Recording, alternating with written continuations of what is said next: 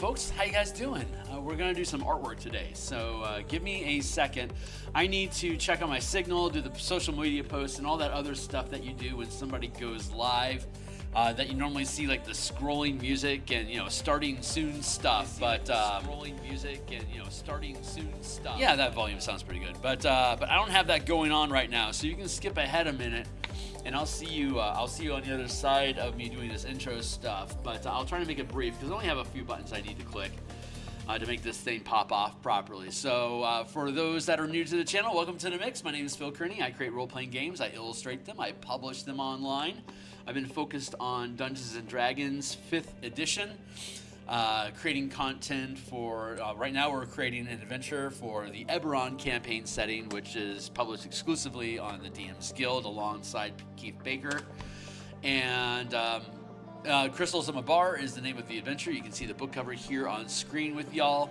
It's for 7th and 8th level characters. You're fighting demons, undead, and necromancers in the Carnwood, which is a forest in Carnath, the continent of Corvair.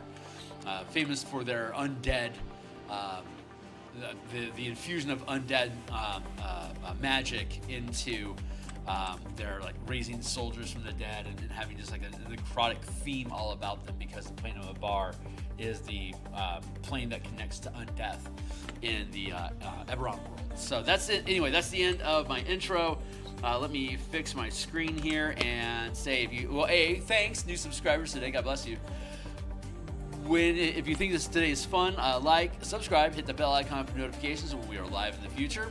And here's a whole bunch of books that we've already created that are on the DMsGuild. They're full of my art and ideas. They all have free previews. Go ahead and click in and check them out. If you like this stuff and you want to support me, buy them, or you can join my Patreon if you wish. Definitely can join my Discord for free to playtest all the stuff that we do. And let's get to work. So I really appreciate all the new subscribers that are coming to the channel. I am very blessed, and I'm glad that the stuff that I do is entertaining to you. So we are today working on Vulpina Creeper, which is it's a necrotic, like undead sort of plant. There's multiple types of plants in the manifest zone in this adventure. The necrotic energies of Mabar itself is infusing the region inside the manifest zone with that undead energy, and it's causing all the plant life to die, rot, and then come back as Mabaran plants. The soil becomes loses all life, becomes kind of like used coffee grounds called crystals, or Mabaran crystals, or crystal of Mabar. You can turn them into a paste or an oil or ink. In this case, we're using them for magic components to cast undead and darkness magics without having to pay for any expensive material components. Like, instead of having to put gems on the eyes of somebody dead to be able to activate the Speak with Dead spell, you can just grab some of this, like literally just grab this oil and sprinkle it on the dead corpse. And if you know the ritual, that body will speak to you, which basically means you can cast Speak with Dead anywhere on anybody. I mean, you could anyway, but you don't need to have material components in this area. So these manifest zones are actually really useful if it's this of a powerful effect. For investigators to be able to bring bodies to that location, dump some dirt on them, do the incantation, and it doesn't cost the state any extra money to do it, because you don't have to worry about burning the gems to create the effect. I think there are opals or something that you're supposed to put on the eyes.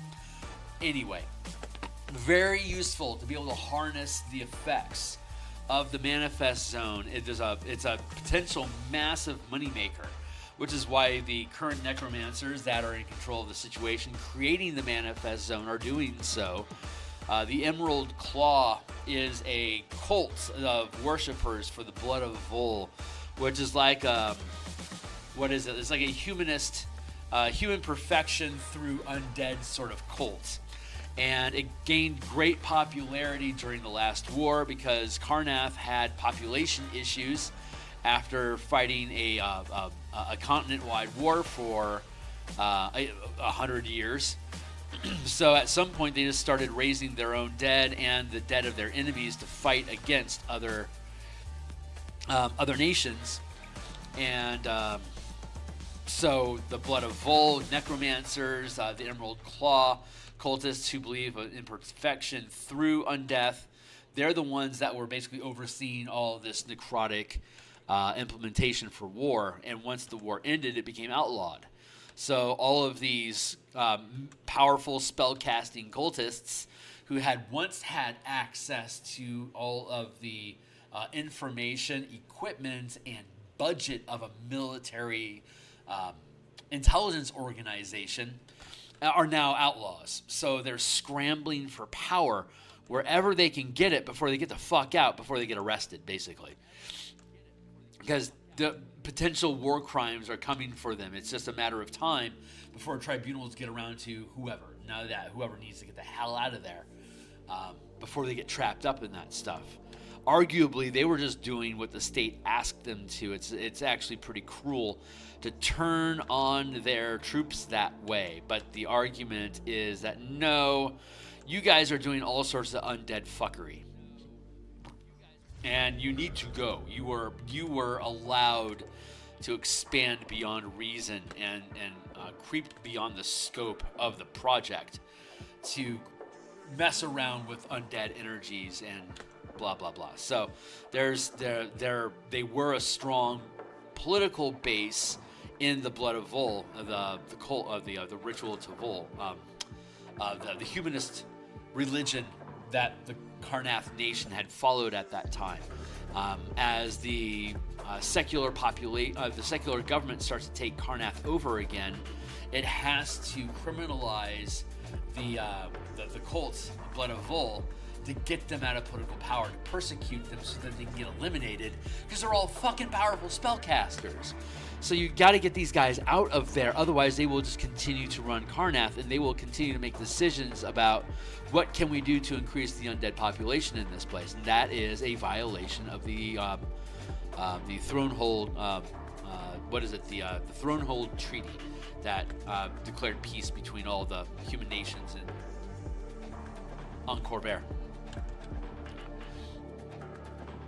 So this these undead energies, these unnatural plants, Vulpina Creeper specifically is an aggressive predatory plant that infects spores. If you get anywhere near it, it infects you with spores to then, if you die from the plague mist effect that it has, poison damage, plus you get infected with plague mist, which can be resolved. You can make a long a saving throw at the end of every long rest to try to shake off the effects, but it causes exhaustion and leaves you with the poison condition until cured. Lesser restoration, remove disease, any of these things, paladin hands, all these things can remove the affliction. It's just a drain of resources. So when these things are around, DC 14 Constitution save. If you fail it, I'm now going to tax you a 3rd level spell out of your resources for the day. So it's just there to fatigue your team and cause damage, and be a sideline threat when you're fighting things like ghouls and zombies and wraiths that are throughout the manifest zone, spilling out into the Karnwood around. So fighting the undead themselves is obnoxious enough, but when you layer in that they're fighting you near the creeper, it's going to shoot out all the spore gas that suddenly you find yourself poisoned, which means disadvantage on every d20 roll that you make. And with 1 degree of exhaustion, you're also a -2 on top of being at disadvantage. That's an average of a -7 on whatever die roll you have. So that's nasty, and if you continue to fail, it stacks up exhaustion, and it'll eventually kill you if you don't get rid of it. There's wild dogs and some other animals that have advanced night plague. Night plague is the disease. Plague mist is the delivery device. And but yeah, there's woodland animals that are affected by the night plague, and it causes their eyes to get crusted over and foam at the mouth with this fungus shit that we're developing here. So it's a nice little body horror sort of injection there for y'all. Hey, what's up? Beep beep. Right on, man. Well, I don't think you've been around before. Welcome to the mix, dude. I do artwork Monday through Fridays in the morning, sans holidays. This is a PDF that we're building for the adventure. Crystals of Mabar set in Eberron. This is a, if you're looking at it on a device like my tablet here, 16 by 9 format. I'm using a widescreen monitor like everyone else in the world does. So the document is only a PDF. I mean, you could print it on 11 by 17 pages if you want to, but I'm not building it specifically for print on demand. So it's intended to be a PDF, a digital product that you're using on your tablet in front of you while you've got your DM screen up and you're playing D&D. And so every page throughout the adventure is formatted in this 11 by 16, and each individual column is also 9 by 16. So whether you're like when I DM, if this was my full screen, I would have my virtual tabletop here, and I typically have my Discord window over here, so I can see who's speaking if I can't identify who it is offhand. But with this format, I can easily just use this left column here in this gap space that I have. Like if you're looking at my format here on screen, like you can see where my camera is at. That's about taking up the space that I leave open when I'm playing virtual tabletop games. So I can drop in the documents. I can just go through the document column by column here on screen with you guys. And it's a 12-point font. So you should be able to, whatever it is that you're watching this on, you should be able to read this pretty fucking easily right now. And that, well, yeah, there you go. So the whole book is built this way. We are making tokens for all the monsters that are throughout the adventure, so you can put them on the maps and fight with them, 5-foot squares. So I need to build tokens for everything. And so yeah, that's what we're in the process of doing. We've got 2 major illustrations left. I mean, this is more of just it's a creature token. So we got 2 more. We got this and 1 more creature token after this one, and then we're going to do little corner pieces of art like sketches or like really light fare. Very, very simple illustrations in comparison. Like these are moderate complexity illustrations here. Like, you zoom in close enough, it gets kind of pixely. But again, it's designed to fit inside of a 1-inch square, and I have expanded it here to be about 3 inches tall. So it's larger than it's supposed to be. But I don't apologize. And here's our Wraith. So these are tokens that we made specifically so when you're fighting these creatures in the adventure, we provide them. And whenever we mention those creatures, we hyperlink it. So like whenever we mention Vulpina Creepers in the adventure, click the name, and it will bounce you here to the stat block. And then we have this navigation bar here at the bottom that when you click on it, it'll take you to different destinations. So, so I design books, I illustrate them, and then I publish them on DMsGuild or my Patreon, depending on where we're at, or what we're doing. Hey, what's up? Awesome, cool. Let me fix my screen here because I'm overlapping text. There. Never played D&D before, but I'm really getting into the creatures and lore lately. These illustrations look so cool. Thank you very much. It's the world of Eberron.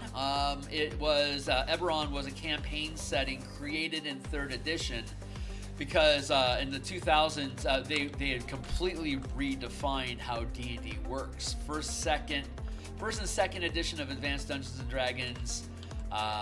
The original Dungeons and Dragons box sets, like the basic and expert levels of play, came in separate boxes. There was basic, expert, companion series, master, and immortals that would take you from basic 1 to 4, 5 to 13, 14 to 25, 25 to 35 levels, and then 35th level was the cap. And then the Immortal series started your character over at level 1 as an immortal, going up infinitely from there to become a god and, take command of reality and shit like that. So that was called the Beck Me series. And that and 1st and 2nd edition all had a sort of familiar feel to each other. Excuse me, that's my alarm going off. I have a 20-minute alarm I set to make sure I don't dive down a rabbit hole for too long whether in conversation or in the artwork, depending on what's going on. I can start to kind of, dally. So I'm making that alarm pops every 20 minutes to make sure I'm not dallying too much.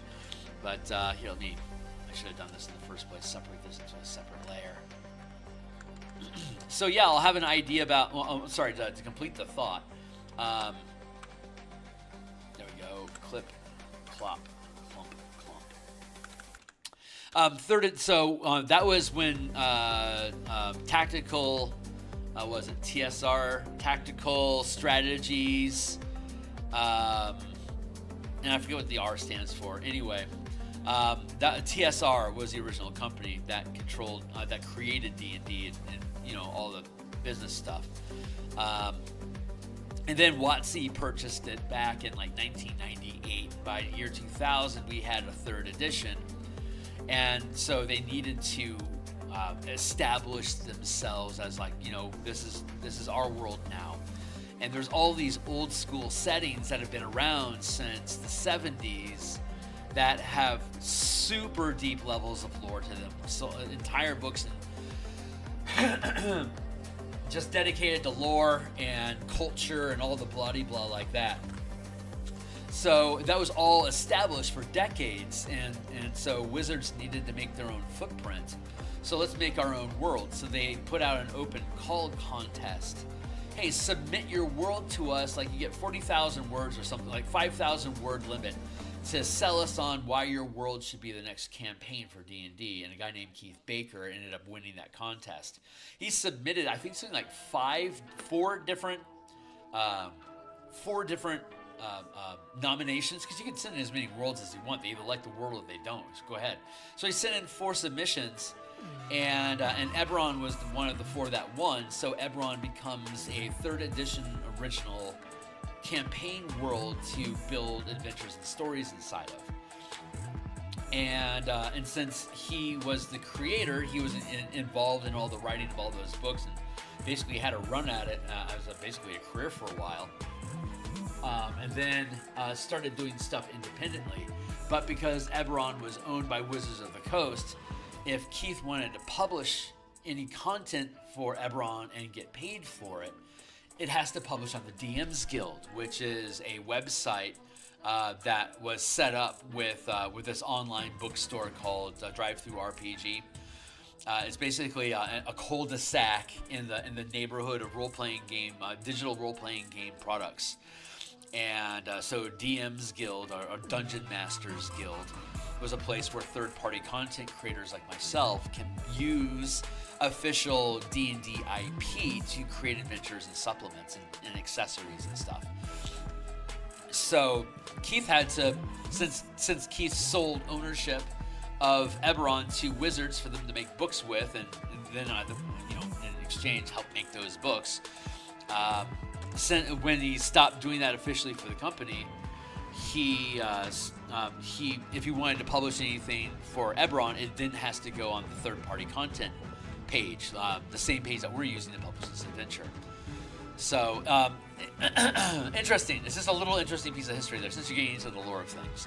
Eberron is, because they needed to play catch-up with all these other campaign settings that had been around for 3 decades. Eberron in 3rd edition has a ton of fucking lore. Tons of lore about the different cultures inside the human continent as well as other continents, and all the gods and unique species and magic stuff and races and ways to manipulate magic. It's pretty intense, and it's actually a really cool campaign world. It's all basically like if we had magic instead of technology, it would feel like the 1920s. Like 1880s, 1900 America, like Wild West. Continuing colonial activity out in the Great Plains against the native tribes that were warring over the Great Plains. There's a lot of that sort of vibe, depending on where you're at in Eberron or on the continent of Corvair. Those are the kind of conflicts that are going on right now. So but it's all like they're building magical trains to go from one end of the continent to the other, just like the Steel Barons were in America. So it has that almost like mobster age noir feeling to it. Let's add in. Let's grab some of this.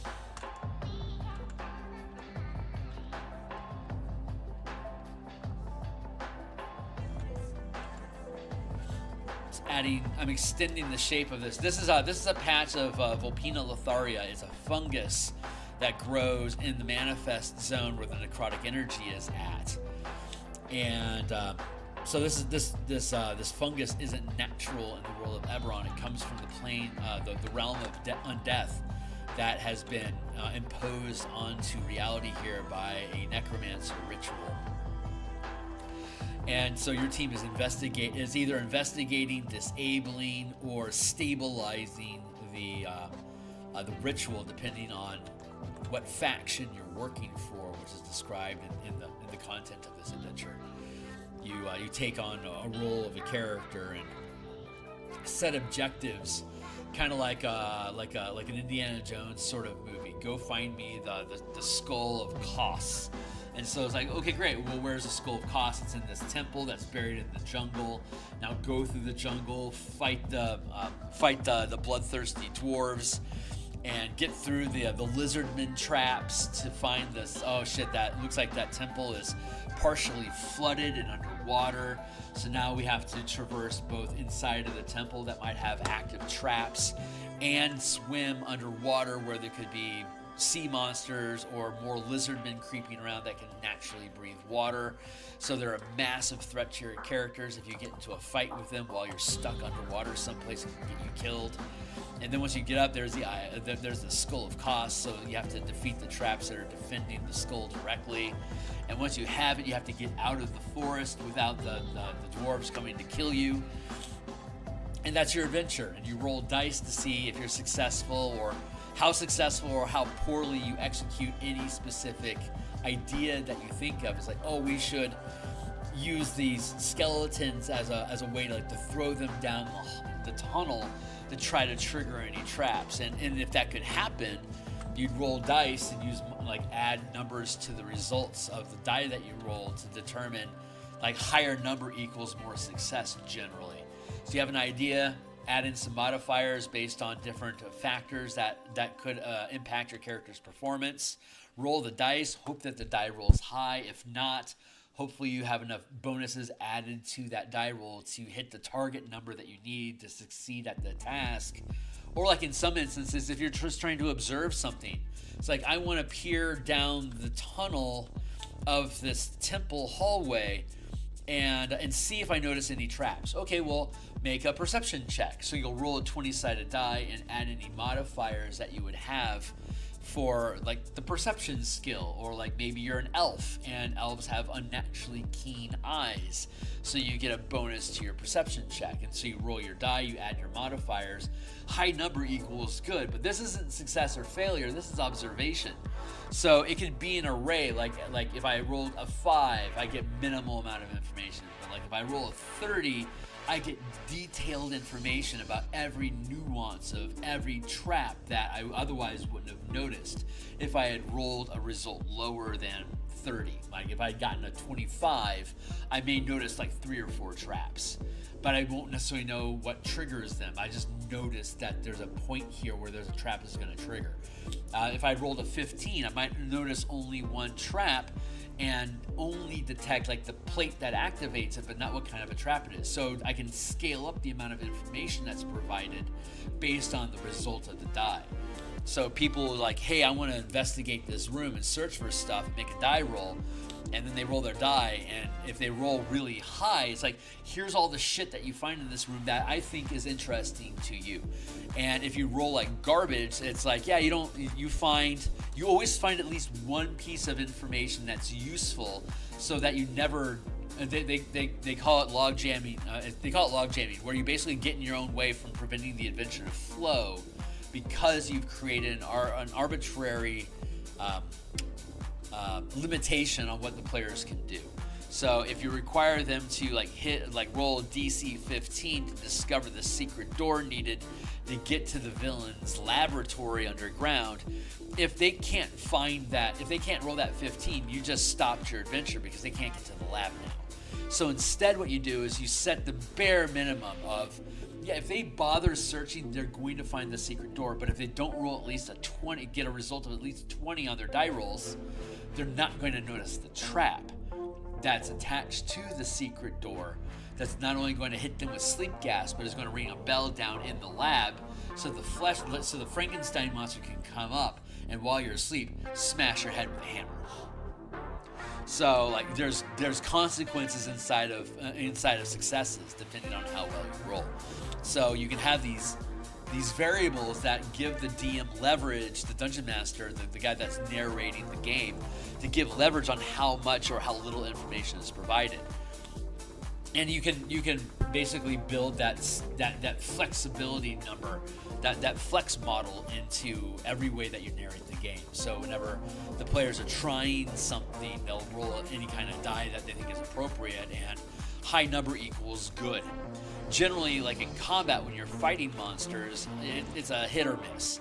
Like if you don't roll at least a 15, you don't hit, or you deal half damage, or whatever. There's different variables that go into it. Those are target numbers versus floating numbers.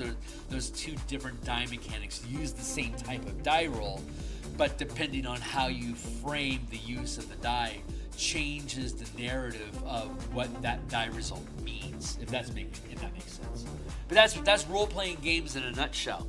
Create a story or a scenario.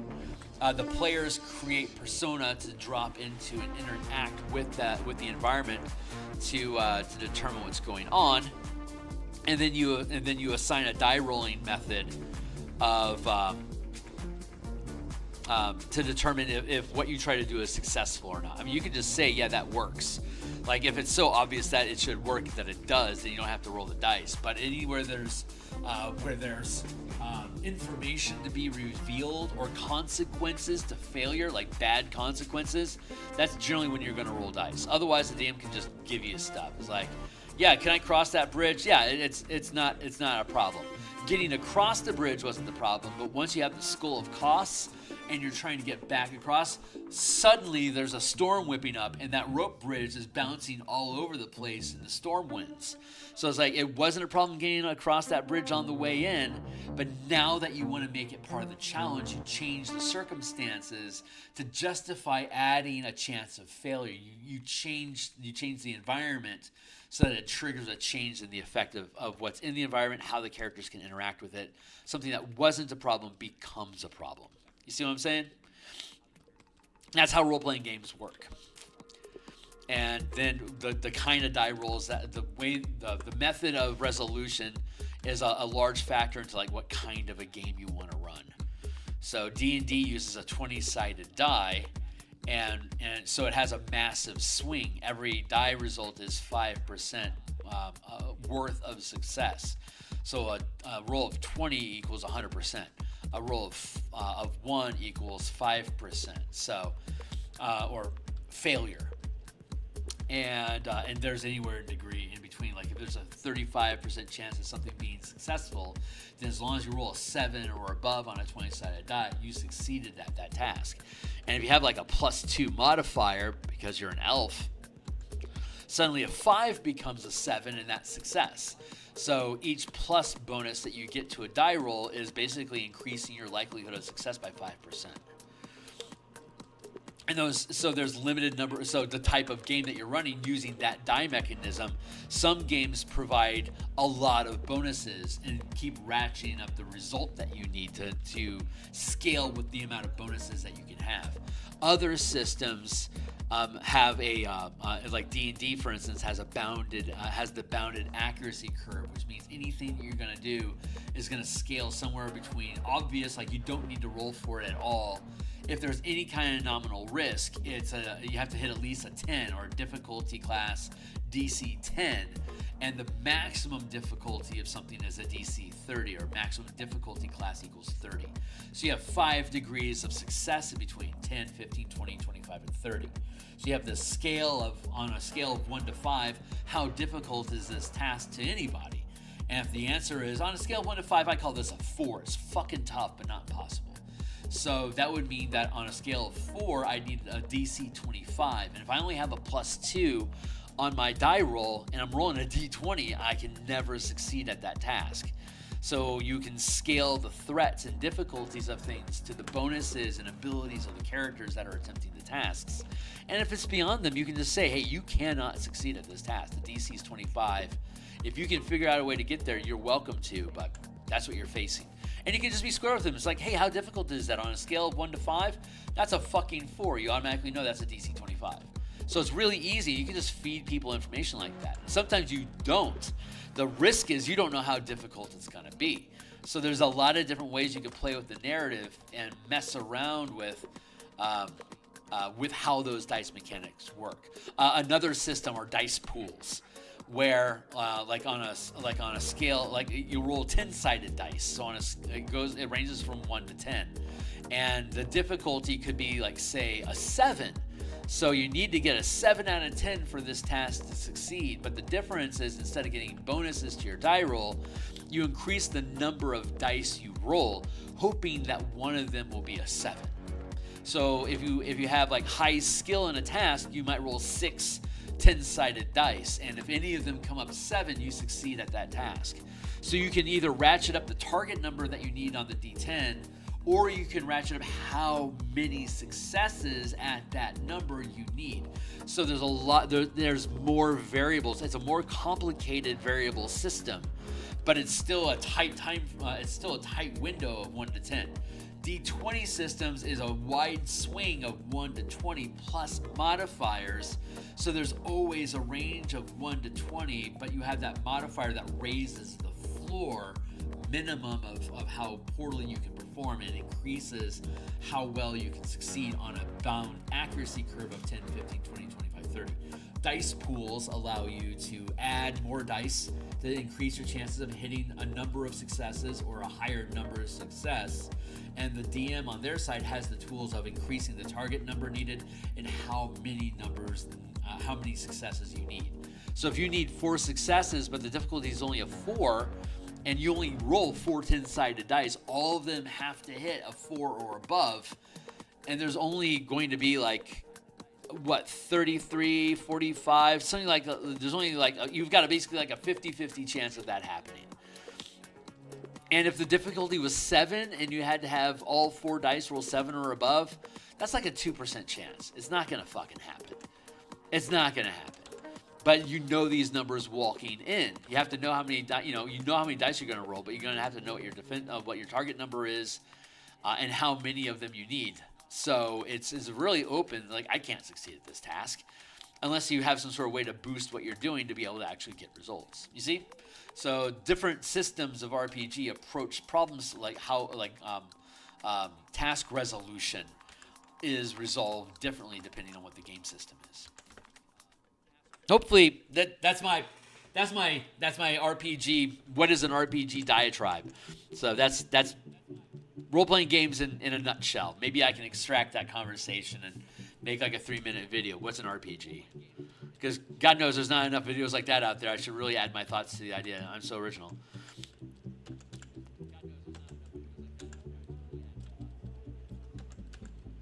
But this Crystals of Mabar, this is an adventure. It's a pre-written scenario with a goal, complications, rewards, and bonus assets gained to complete your mission. That is an adventure. So it's a scenario, or like a movie that you run your characters through that has specific objectives, and like I just said, it's like, and there's multiple plot. This one comes with multiple plots. So depending which plot you choose is going to determine what your objectives inside the adventure is. and what your rewards will be, so that your character, if you continue using these characters in new adventures in the future, you'll have the assets acquired from this adventure to add to whatever you do in the future. Yeah, it's fucking fascinating, and it's all really just built around improv comedy, right? Like if you watch like Whose Line Is It, or like whatever, like those improv shows. My timer's going off to make sure that I'm not on too much of a tangent. I'm adding this viridescent. Iridescent means glowing blue. Viridescent means glowing green. So this is a viridescent fungus in the plane in this manifest zone. A manifest zone in Eberron is a point of contact between our world and another world. Like in Stranger Things, for instance, the laboratory where they were drilling into the Upside Down. The Upside Down is another plane of existence, and the manifest zone that connects those two areas is where they built the lab. Because the layer, that the membrane that separates realities was so thin they could punch through it. So that's what a manifest zone is. And in this adventure, necromancers have found an artifact and a ritual they can use to create one at whim. So they found this remote area in the woods where it's known to have a close tie to the plane of undeath, Mabar, and they performed this ritual with this artifact to punch through, start bleeding the plane of Mabar into the forest to basically create a permanent access point to that plane. Because if you go to Mabar, it has all these exotic materials and plants and rock and soil that can be used for necromancy and darkness rituals like we were talking about earlier. So the necromancers that are falling out of power from the military because they're being cited for war crimes, etc., blah blah blah. They're trying to grab power before they have to bug out. And so generating a manifest zone and learning how to control that energy here, where if they make a mistake, they have to leave anyway, fuck you.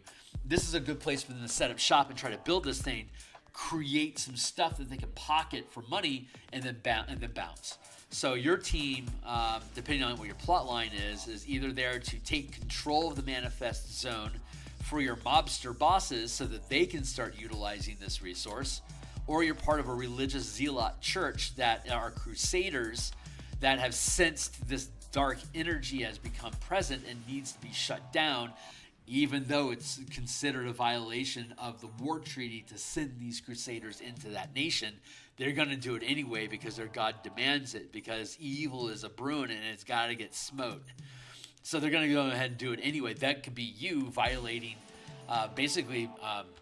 violating a peace treaty that just fucking got signed 2 years ago. And you being active in this area could completely fuck that up. It's like that's an added pressure that you have, but you also get divine energy that protects you and teleports you, basically carries you by their god to the location of where the ritual's at. So you can basically speed run knowing what you need to know, kill everything, destroy the artifact, press this button to teleport back when you're done. If you bail on this, they're going to complete the ritual, so you got to stick it through. So you are there to destroy the ritual. Another one is that artifact that they're using was taken from a research university, and they're embarrassed that it got stolen, and they would very much like to have it back quietly. So they hire you to go find the artifact and get it back. Not necessarily knowing what all entails with that. They just know what the artifact is capable of doing. And this was a military academy at one point, while the Blood of Vol was in power. So these necromancers know fucking everything in their Indiana Jones archive that can do dangerous shit. And look, they stole some of it, and now they're doing dangerous shit with it. This is a massive issue. You actually are given a magical crystal that you can take pictures with. If you look through the crystal and focus your concentration, it will capture whatever it is that you can see through that crystal at that time. So you basically get a Polaroid camera with 20 shots in it, and they want you to collect pictures and evidence of things in there so that they can prosecute this and help back up the idea that these Emerald Claw cultists are war criminals and are a menace to society that need to be put down. So you would be able to provide evidence to prosecute in that direction if you're successful in this mission. Not only get the artifact back, but to come back with all the evidence needed to be able to try them, and hopefully, in their eyes, get them executed, because they know way too much about what's going on inside Aether Academy to let them live, because there could be blackmail content in there that needs that the Academy would love to have eliminated. And if you're playing a darker campaign, you're part of that process. So there's a lot of really fun ways you can play with it. We talk about all that down in the adventure. So like in the appendix, like running the adventure, how to blend, like it has all these different plot points that modify what you encounter throughout the story, and it changes what the decisions that the players will make based on what they know their objectives are. And if you really wanted to have fun, you could make original characters for this adventure specifically, and then randomly choose which plot hook and motivations your character has.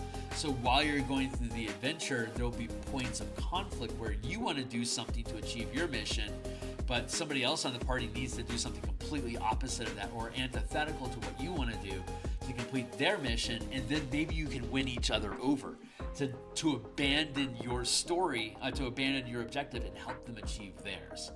And you can have points at the end of it if you want to. Basically to tally up like how many people did you get to help you achieve your goal. And if you have mutual goals, you both get each other to help each other, you both automatically get 2 points. Like say out of 4 people at the table, you would have a maximum of 4 points, and those 2 automatically get 2. And then there's the other 2. Do they swing over in your direction to help what you want to do, or are they able to convince everybody to do what they want to do? Because ultimately, when you find the artifact, are you going to destroy it? Are you going to take it back to the Academy? Or are you going to take control of the ritual and complete it to take control of the manifest zone for your bosses and hand it over when they show up? So those are 3 paths that you can go on, and none of them work with each other at all. The ones that want to destroy the artifact are sure as hell not going to let you complete the ritual, and they're not going to let you take it back to Aether Academy. The people that want to go to Aether Academy, they sure as hell ain't going to break it, and they sure as hell don't want it to be used to complete the ritual. So none of those things jive together. Same with, all 3 of those. Those are all antithetical to each other. So if you have opposing goals, at some point you're going to have to figure out what to do. And if it's a original adventure, like a one-shot, they say, when you won't use these characters in an ongoing line of adventures, this is the only time you're going to use them. You could fight each other and see whoever survives, that's the person that gets to make the decision. You can end up killing each other. That's not necessarily very fun, though. I think it's more fun to convince each other. But I mean, hey, each table decides, is killing each other okay or not? Is stealing from each other okay or not? You make these meta level decisions on how the campaign is going to actually function and what's fair and what's not fair to do in game as characters. Others could be like don't keep any secrets about your character's backstory from each other. That's a player level meta discussion, where if a player won't reveal aspects of their character, here's the idea behind that. Like let's say I don't want anyone to know that I'm actually a royal assassin and I'm here to kill somebody and blah blah blah. And if I as a player, if I keep that hidden, I think I'm being true to my character. And then when I spring into action, the players are the ones that feel betrayed, because the player is making that decision because it's what my character would do. But if that's true, what you would do as a player is tell the other players, hey, I'm an assassin who's here to kill the guy that we're supposed to protect. I just need, my character just needs to get to a point where he can do it. Now that you've let the other players in on it, you can start making die rolls to see, do I look the other way so this guy can get away with it, or like he's gonna try to like slip poison to this guy. What's the chances of my character just happens to turn and look when he wants to do this so he can't do it? You can make like a sitcom sort of thing out of it, where the assassin is constantly trying to pour this in, and since everyone at the table is in on it, you can stay above the game and let the characters interact with each other. So like if you want to try to convince somebody of something in game, what you want to do is you want to roll to see if you succeed or not, or like what degree of success you have. And then based on the die result, then as a player, you get to decide, okay, I fucked up really badly here, and I was supposed to get this guy to help me, I don't know, raise money for an orphanage or something. So I botched so badly, I accidentally stumbled into a piece of information about an affair that he's having, and now he feels threatened by me. Like the player's like this now, and like so he just made this shit up. And so the guy running the game, the dungeon master, the narrator, he's like, I didn't think about this guy having an affair, but now that you've stumbled into it, let's build that out. And now this guy that you're supposed to be getting helping is getting really fucking cagey about you, and becomes completely defensive and hostile towards you. You don't know what the fuck you did wrong. The players now understand what they did wrong because they just made that up, but their characters don't necessarily get it. So you get to create these little script scenarios where you're interacting with people, and you get to trigger them in different ways. Or like maybe like if I rolled a 25 asking this guy, instead of me triggering him with some sort of potential affair compromise issue that he's terrified about, instead you've tapped into his childhood, remembering how he desperately wished there was somebody there for himself, and you're able to pull on those heartstrings because you rolled so high. Now I can change the narrative of what we're talking about and build this depth where the players are gaining agency and the feelings of the NPCs that they're the non-playing characters, that the narratively controlled characters in the game. The players can inject the feeling that they want these characters to have, and then the dungeon master, the narrator, gets to take that feeling plus what I know about that character's objectives and personality and stuff. And if you inject fear into this heavily defensive person, they're going to clam up, and now you're going to have a more difficult time getting in for any kind of information out of them. You stumbled. Like you can create these different variables by having the player not dictate who this person is or what they know, but as a result of my die, this is how I make them feel. And then the DM can translate that feeling into action and responses to the characters. It's like, this guy got really excited really quickly, and I don't necessarily know why. Let's try to fish out why he's so excited so we can use that as a lever inside of our conversation to move forward with our objective. You see how that works? You see that? So it's like social interactions that are gamified to change the results that you roll, change the variable of the conversation, of the narrative, the script of the evolving story that the narrator, the DM, and the cast of actors, the players and their characters are depicting inside of your game. And if it's a fun game and it's a creative group of players, and the DM is flexible and nimble and narrative and pretty good at and has practiced and become good at improvising, then you can just make up shit on the fly and just have your adventures completely off the rails and go to some silly place that just is absolutely hysterical, and everyone just ends up having a blast with it. That's the potential. I like this radiance here. I like what we built out with this lighting over here. I think that was a pretty good masking. We added a lot of that in.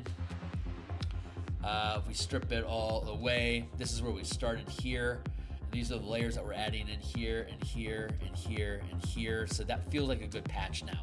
I'm going to do similar over here.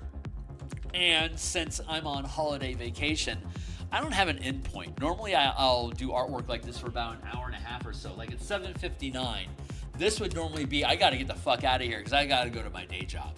So Monday through Fridays in the morning like this, I do artwork and talk about this type of stuff. And then I go to my day job, and then like on Mondays, Thursdays, and Saturdays, Saturday morning, Monday and Thursday night, I do actual game design. Like let's build a new world, or let's build new mechanics that walk through geopolitics. Like how can we frame a geopolitics of nation building inside of this bounded accuracy DC 10 to 30 curve. Like that's one of the things that we're working on Mondays and Thursday nights right now. On Saturdays, we're working on D&D rugby. Basically a combat sport using combat mechanics from the D&D game. And instead of using swords to kill each other, we're using a ball to score points against each other. But we're using all the language and mechanics of combat to execute plays, to be able to relay a ball back and forth, to close distance on the battlefield with the goalpost, and to make attacks on the goalpost to score points. So there's, as far as I know, there's nothing in the D&D 5e is also called the 5e. It's called 5e because it's the game engine that they used. Third edition used the D20 game engine, but 5e is a different variable, like a different type of D20 game engine. So they call it 5e because they invented this new type of engine. And so we're using that game engine, these resolution mechanics we've been talking about.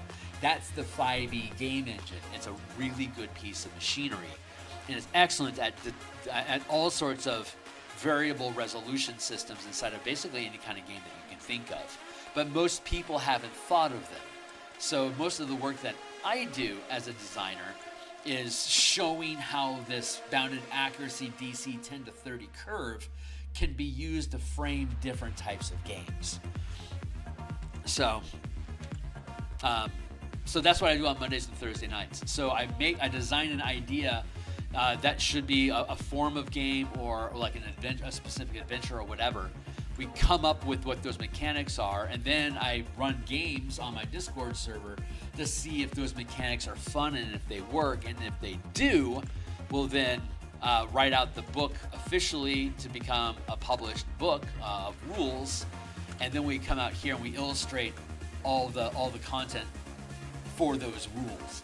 So there's a list of books linked down below, and if you go to them, they'll take you to DMsGuild, the product page of each book that I've created. If you click on the preview, it'll pop open the entire book, and it'll say sample on it. You can read the entire book.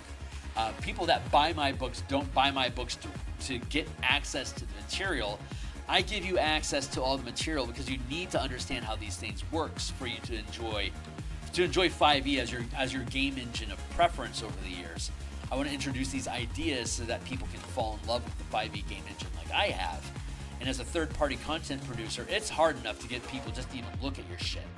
So I don't want to create a paywall between you reading my content. That's just dumb because I'm trying to show people a different way of approaching the game engine than what Wizards of the Coast is using it in the most basic vanilla manner. They're the floor of the whole system. So their stuff needs to be like relatively generic and not very avant-garde. They can't afford avant-garde contact because they're basically building the foundation, like the target. They're creating the target clothing line of the 5e game engine role-playing game. And it's couture designers like me that take the basic concepts of this fashion and blow it out into something exotic and flairful that has like a certain theme and energy to it that's beyond like the generic target brand role-playing game, which is what D&D really is. It's the target of fantasy role-playing games. It's very basic. It's not designed to be particularly evocative, but it's a solid piece of machinery that if you are a casual player, the target experience is fucking cool because it's new to you. But if you've been in the industry like I have for 40 years, you start to look for some, you're looking for exotic. And so I think the 5e game engine is the absolute best game engine that has ever been created for D&D. And I prove it by the different games that I designed to showcase the flexibility of the game engine. So my stuff appeals to people that have been around the block long enough to ask, is this all there is? Have I found everything? No, my friend, you have fucking not found it all. Come play in this space because there's a ton of stuff that we are doing that uses all the mechanics that we're familiar with and rebuilds them in different ways to be able to approach campaigns in different directions. At least that's what I claim. So I make the books available for free for you guys to read them to ask yourself, am I right or not? And if it ends up being something that excites you and that you want to build a game or a world around, those are the people that tend to buy my shit. If you look at my stuff and you think it's not important, then you'll wasted your money to find out you don't like me. And now you like me even less because I took your fucking money. I would rather you be able to read my books and decide, yeah, this stuff is intense. I want more of this. So the things that you buy is basically every time you buy, you're making a vote. Make more Spelljammer. make more Eberron, make more Magic the Gathering stuff. Like whatever direction, like whatever you guys buy is the stuff where I generally make things. Spelljammer, which is basically like space pirates and wooden ships. Spelljammer and Magic the Gathering are by far the most stuff that I've done, but has received the most positive response from people. So I know to go in that direction, that there's an audience there to build with. So I build for them because all the things that I build and I sell are things that I've ran campaigns with, and I thought were good enough to build into a book or fun enough that you need to be aware of them and add them into your game. So if I think an idea is cool, I've never not had an idea that I thought, like, if it was cool enough for me to build a campaign around, it ends up being worth my time to build out into a book. So I've got almost virtually everything that I am willing to build into a campaign, I will eventually publish as, hey, here's a thing that I did. Check it out. It's super cool. Like, that's kind of how things are framed, you know?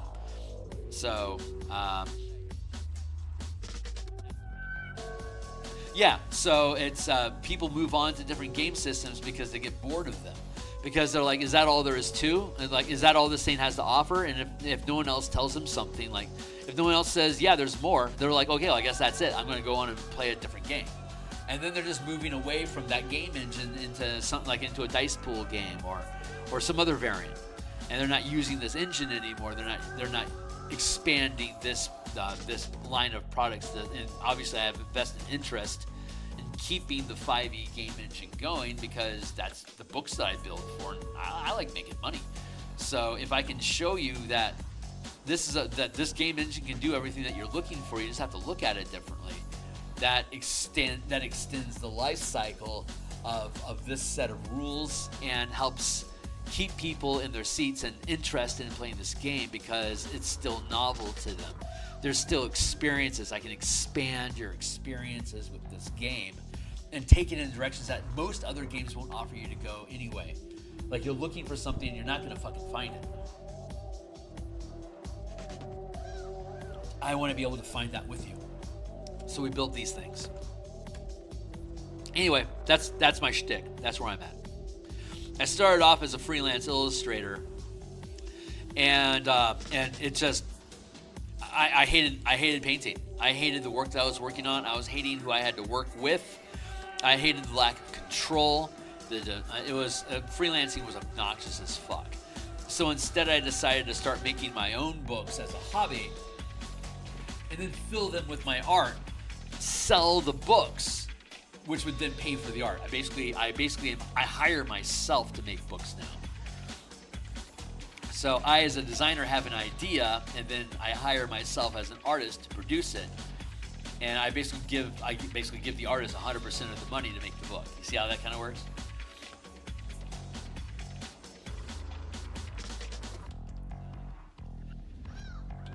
So I do a lot of the design work and all the writing and all the blah-de-blah off screen. And then I jump online like this to walk through the different mechanics that we're building and have like a design jam like on Monday nights and Thursday nights and Saturday mornings. But Monday through Friday in the morning like this, these are books that are like, this is the next book I'm going to publish. So I basically get to talk about how fucking cool this adventure is for however long it takes for me to illustrate it.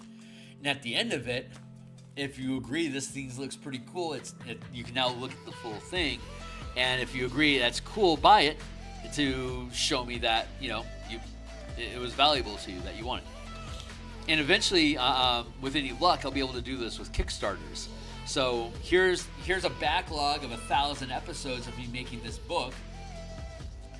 I will succeed, unless I'm killed. I will succeed in creating this adventure or whatever.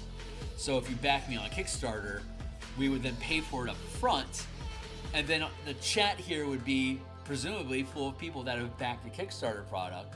So when I'm doing the artwork, they can throw out ideas about what they want to see in the book, what kind of stuff they want to see, and I can go in that direction and help build the artwork and, to meet that request, assuming that, you know, everything's copacetic.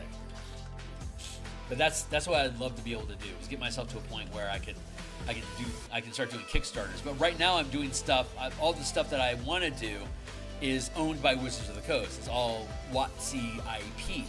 So I can't do Kickstarters for WotC IP stuff. It's not my IP. But once I finally scratched that itch sufficiently, because I've been wanting to I wanted to create D&D stuff since I was 12. I'm 50 now. So for 38 years, I've wanted to do this. Well, for the past 7, I've been actually doing it. And I'm starting to run out of things that are like, God, I want to do that. Like, all my bucket list is dwindling. And in the next 2 years, I should be done with my bucket list. I'll then leave the DMsGuild and start doing stuff independently on Patreon and Kickstarters. So I'm basically using now for the next 2 years to ramp through all the stuff that we're doing to hopefully build up an audience that likes the stuff that I do, either the artwork, the design ideas, or preferably both.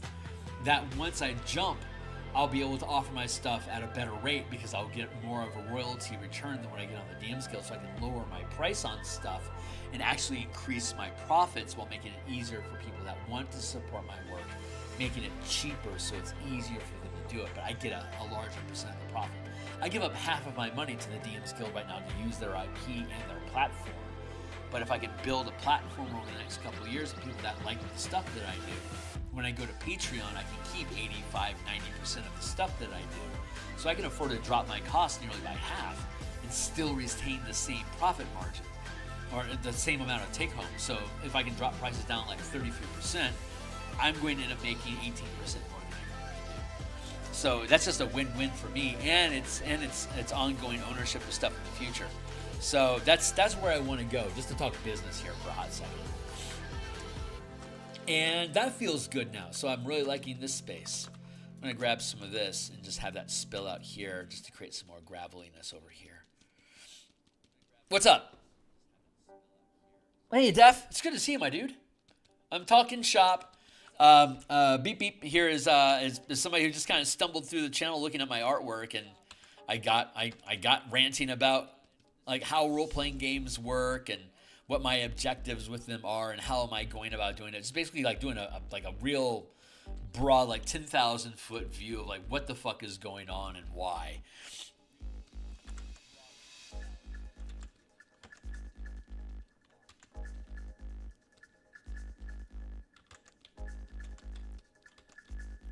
So that's what's going on today. I'm on vacation today.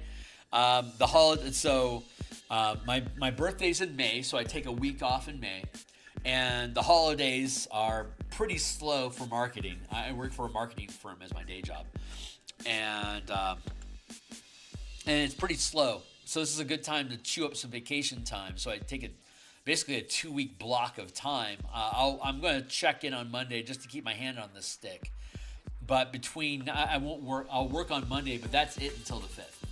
So then I've already had 3 days off. So like I have a huge vacation stint at the end of the year, and so that my Christmas gift to myself every year is I get to be a full-time artist and designer where I can spend 10 hours a day just doing production work. So I'll stream for however long I want to stream for this morning. We'll go through and we'll finish this piece, and then I'll check out for the day. And then I'll do game design and writing and stuff offline on my own, listening to Sepultura or Led Zeppelin or Pink Floyd or whatever. And then tomorrow morning we'll be back like usual to do game design. We're going to do some more Mage Tower, which is the Strixhaven rugby game that we've built to combat the combat encounters around using the combat game engine. We're going to make new athletes. We're going to add in some because the intention is hopefully to have enough of a team put together that we can start having rugby matches on my Discord server on Saturday mornings. People bring in a 6th level character, team up as a partner, as a team, and then compete against my team. Or if there's enough people, like we have 3 players show up, I can choose a character that I've designed and add it to another player so we can have 2v2. So as a DM, I don't have to narrate or referee. I can actually play alongside everyone else. And we all have a rotation. A DM can either run like a team of 4 versus 4 players, or if there's an odd number, then the DM plays an individual character. But since it's a sport, there's no narrative decision making. It's either a legal play or it's not. And your objective is to score points by either killing your opponent and then casually walking over and scoring those points until you win, or if you don't want to get killed, score points fast enough to cause a quarter to end so that you aren't killed by your opponent. So it just depends on how you want to play the game. But I want to start running matches hopefully as soon as January 3rd, Saturday, January 3rd is when I'd like to start. And I need at least 2 players. Hopefully we'll have 3 or 4 or maybe even 5 so we can have 3v3 matches. Like we have 5 players show up. We could play 3v3 and I would get to play a character too. But it's any kind of character that you want. Any legal character build is fine from 2014 or 2025. They're all good. Obviously, I have the martial power system that's designed for use with rugby. So those are going to be like they're effectively like full caster marshals that can do all sorts of cool shit inside the arena or on the battlefield. But that's an optional system that works just as well as everything else. So people can come in with their D&D Beyond character sheet written like directly from the player's handbook, without any modifications, and work just fine. You don't have to use my mechanics to make the game work, because the rugby game, Mage Tower, it's a standalone set of protocol on how to run combat and what your objectives inside that combat are. That isn't necessarily kill your enemy, and it's all adjudicated so that it doesn't matter. Like you don't need a referee. You just need to play by the rules of the game, and then everything. You can't break the game. So the playtesting that we've done so far has been awesome, but I wanted to expand that window to allow more people into play, so that we can find, if there are any hiccups, we can find them and resolve them. And then we'll build it into a product and we'll publish it. And it'll be Mage Tower, D&D Rugby.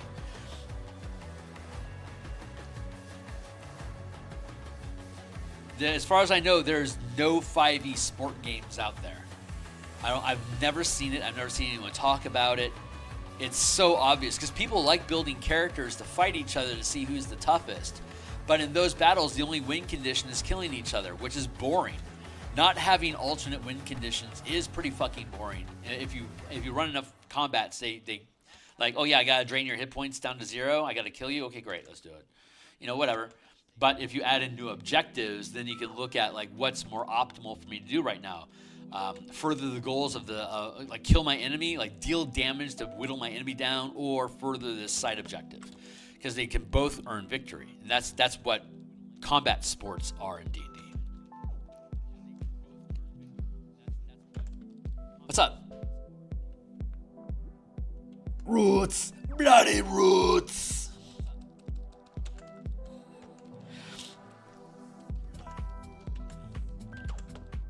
Hell yeah, man. Attitude. Roots, God, Roots is such a fucking great Sepultura album. I love Roots and Chaos AD. By far, best 2 fucking Sepultura albums.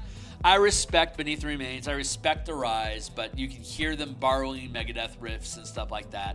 They were still learning. They had already published a number of albums, but they were still finding their voice. Chaos AD, they fucking found their voice. And then they ascended with Roots. God damn. I hate that though, man. That happened. This happened to White Zombie too. White Zombie had a few albums that weren't shit. They started to literally found a groove with Les Exorcisto, their 3rd album. They were really starting to define a sound for themselves, and then they picked up. God, what was Tempesta was their new drummer. Was he in? He was in Exodus. That's right. He was the former drummer of Exodus, massive metal band. They picked him up as their drummer, and it completely changed the cadence of White Zombie music. And then that was the last album that they did together.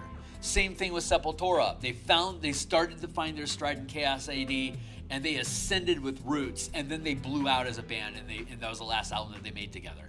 I mean, Sepultura eventually reformed with a new singer, but it wasn't Max Caballero anymore. It wasn't the fucking same, not even by a long shot.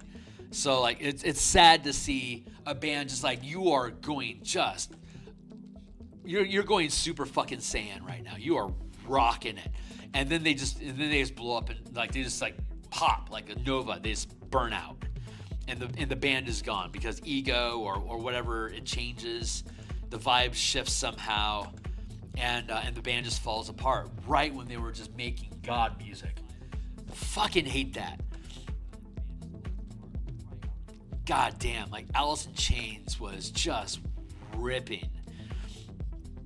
Same thing with Nirvana, just destroying the universe, and then they burn out. It's like, fuck. It hurts so bad. I like this, man. This patchwork is looking pretty good. Fucking Roots, man. Goddamn Sepultura. What a band. Man, what music. I remember in college cranking Roots to 11 on the stereo, playing Street Fighter with my roommates. Too much fun. And we listened to Pantera. Far Beyond Driven had just come out. And listening to that while playing Dark Sun, that was a lot of fun. Dark Sun and Pantera go fucking hand in hand, man. If there was music like that era of role playing games and music really defined me. Like White Zombie is tied to Athos for me so deep. Like fucking Astro Creep 2000 is it is hard stapled into my late era second edition D&D. It's just lockstep with it. Like 9 Inch Nails and Planescape to me are just like bread and butter.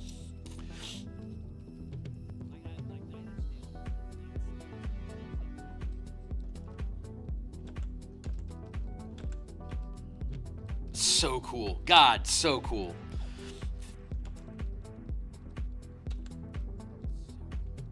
I digress.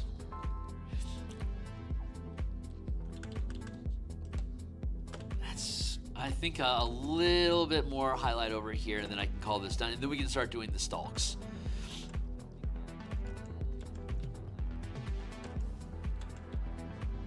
Like this is a normal patch of Vulpina, but when you have the Creeper in it, it's an actual, moving plant that releases spores at you and infects you with disease. Then you cough this stuff up, and it causes the fungus to grow in new areas. It's just an infection. It's an infection method of reproduction. It's parasitic.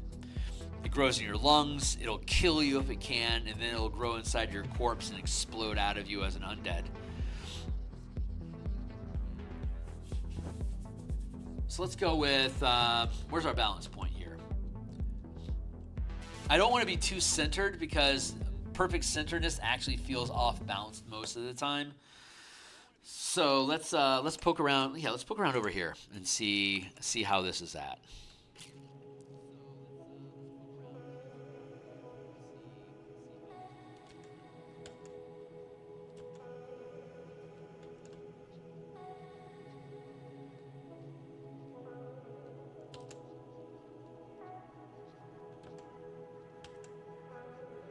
Something like this. Actually, I could probably get rid of that and just go with this.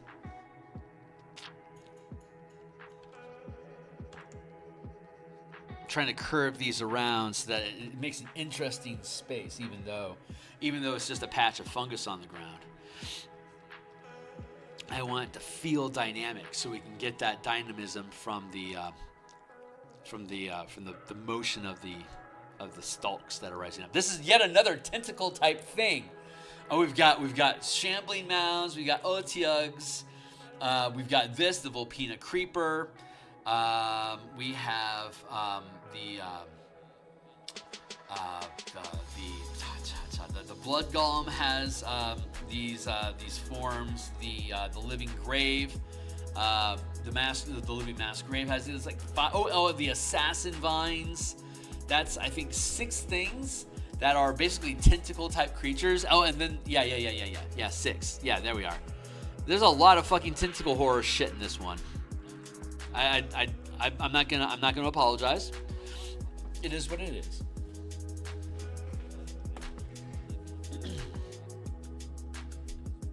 Let's bring that over, and then we can pull these forward a little bit to create a little bit more separation in here.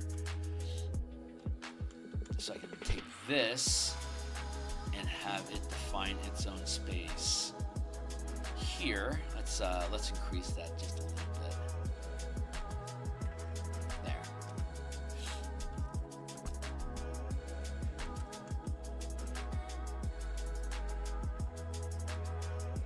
Create little mounds here, like porous, like pimples almost, or a hair follicle perhaps.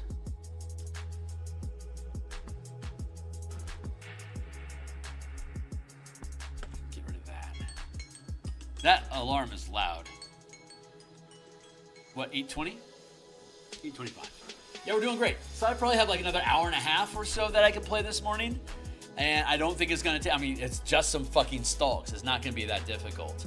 But once we get, this is basically it.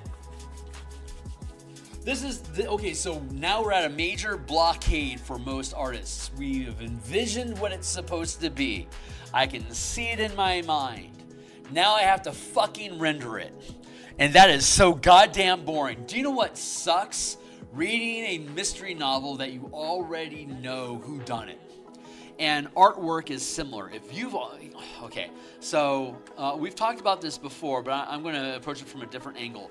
I love not knowing what the fuck I'm painting while I'm painting it. Because when I am painting, most of the time... I'm an audience member just like you guys are. I don't know where this thing's going to end up at. I'm just following intuition and just primal instinct to move and do. And wherever the piece ends up at is where the piece is supposed to end up at. But I've been doing it long enough that most of the time wherever it ends up at is super fucking cool. So I trust myself to take us to something that's going to look cool even though I don't know exactly what it is. Some people can visualize what it is that they're thinking of, like they can see it clearly in the mind, and then they're just duplicating it from their brain to the page, so you can see what they're thinking of. When you go through that process, you already have the inspiration. It's now done. Now it's just a matter of how long are you willing to spend to render what you can see in your mind onto the page. It becomes production. If I don't know what I'm going to do next, it's not production. It's exploration. So I can stay excited and dynamic about a piece of work from the beginning to the end because I don't know what's happening. I don't know where it's going to go. I'm specifically not looking ahead so that I'm surprised by every turn that comes along. That keeps it exciting to me as an artist, and that's my expression of I don't know what I'm doing. I know I want an archer, but I have no idea what that archer is going to look like, what their pose is going to be, blah blah blah. I don't care. I just know I need to do this thing, and I'm just gonna let my body resolve the rest of it, and I get to be a passenger in that experience and watch it happen with you guys. And I fucking love that. If I know where a piece is gonna end up at, and if I can see where it's at, I immediately become bored. I'm like, I can already see it, and now it becomes like walking through mud to try to get like. When am I going to be done rendering this fucking thing? And I'll say that occasionally while we're doing stuff. It's like I am dying inside of these details. Because when I'm in that space, I can see what it is supposed to do. And now I have to slog my way through reproducing what's in my brain to get it out of my head. It's not nearly as fun of an experience. I'm taking a coffee break here real quick with you guys. A lot of drawings die on my hands when I figure... Exactly! You fucking get it! Oh God, Chaos, man, Biotech is Godzilla. What a fun song. But We Who Are Not As Others, and Territory, and not Attitude, Territory, and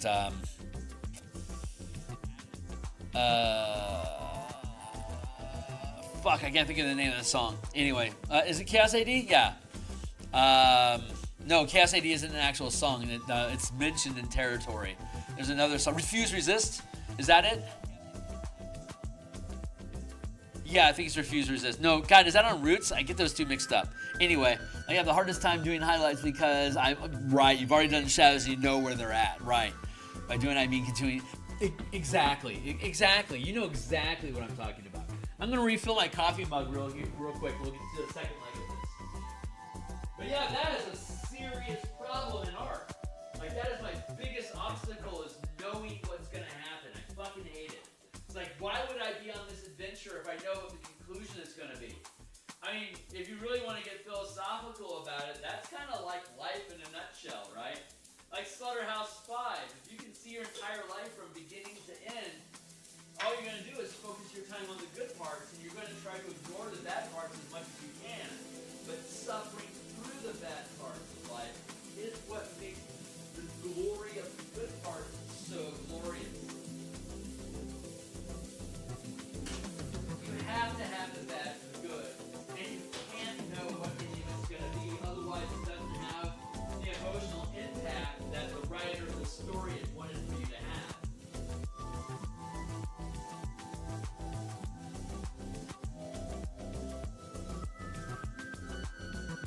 If you think of life as a story that's already been written, but we intentionally forget what it is so we can experience it for the first time, we are both the writer, the actor, and the audience at once. I'll be right back, guys. I gotta take care of a thing. I'll be right back. Hold on.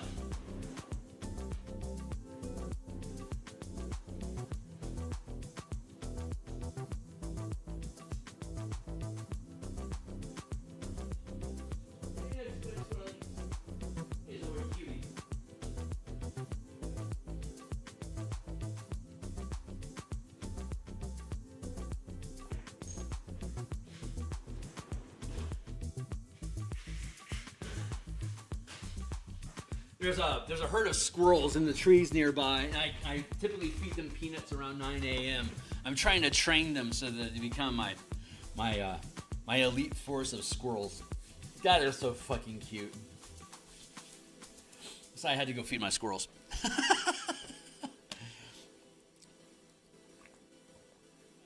All right. So pitter patter, let's get at her. Let's take these from vague ideas into sculpted shapes, so we can whinge on this. I got maybe an hour and a half more that I'm happy to play. I'm going to spend the rest of my day doing map stuff and layout stuff and building the book out. We're getting there. I think so. I do my normal day job on Monday, and then I'll have the rest of next week off.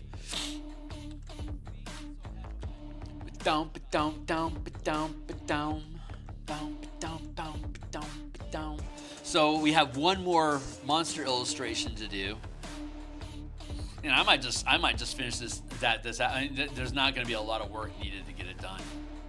So if it's not done this weekend, it'll be done on Monday. So Tuesday and Wednesday I have off. Thursday will be a New Year holiday. I'll spend that with family and friends. So Tuesday, Wednesday, and Friday I have completely off. So I'll be able to spend time. We're going to start working on the little spot illustrations and the page frames and stuff like that. We're going to build all that stuff out. And we have like maybe 20 little corner pieces that we need to do. But I mean, like, some of them is just going to be reviewing it to see, like, do we actually need to do something down in this corner or not? It's a large enough space to consider, but it doesn't necessarily need an illustration. We're assessing it, and if it does, then we'll build something. And we have about 20 instances of that, which I hope will be able to get resolved by maybe like January 15th. And by that point, we should have the book hyperlinked, and we should be importing images into the book to be able to assemble it and publish it. So maybe like by the 20th. It's a little later than I had wanted. I'd wanted it published by the 6th, but it looks like the 20th might be very realistic for us. So still figuring it out, but we're running out of shit to do. And when we finally run out of things to do, we publish it, and then we move on to the next piece. So yeah, like 3 weeks maybe, around 3-ish some odd weeks. This will be done, and then we'll move on to the next book. We're gonna do a palette cleanser between this and the next book. We'll probably spend a week or two doing some Bob Ross artwork, just some landscape stuff, just some fantasy landscapes using Bob Ross methods, just because those are so fucking fun to do. If I can find an excuse to build a landscape painting into a piece, I take that opportunity because I love doing Bob Ross paintings online like this so much. They're the most satisfying thing to do. But I can't do them if I did them all the time. Just like with like freelancing art, if I did them all the time, I wouldn't love it. So it's a good tool in my toolbox of being able to produce things, but I need to know when to use it and when to step away from it. So.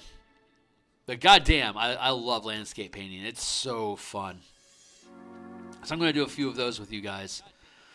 I might do some Earthborn reproductions, like grab some stuff off of Reddit and then just reproduce it. Or translate it into the Bob Ross methods that I've developed for Photoshop. That'd be a worthwhile activity. And I think I have a commission on my plate.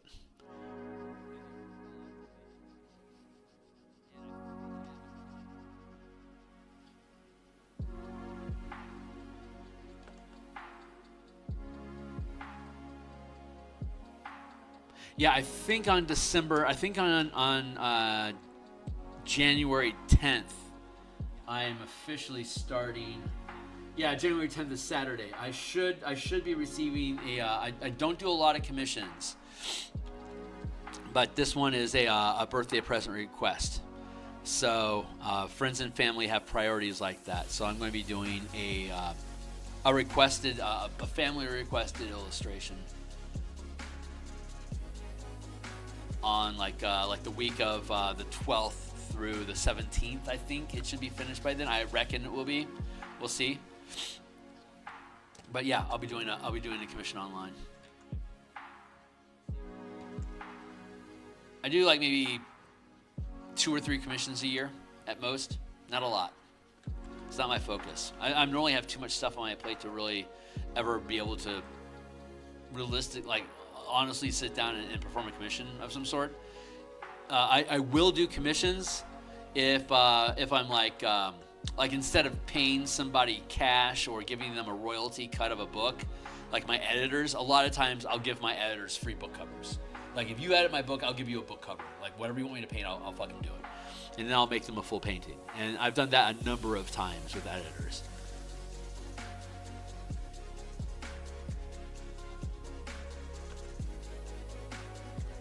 Hey, what's up? Personally, I think you just use a lot of places and float those through the pages as background.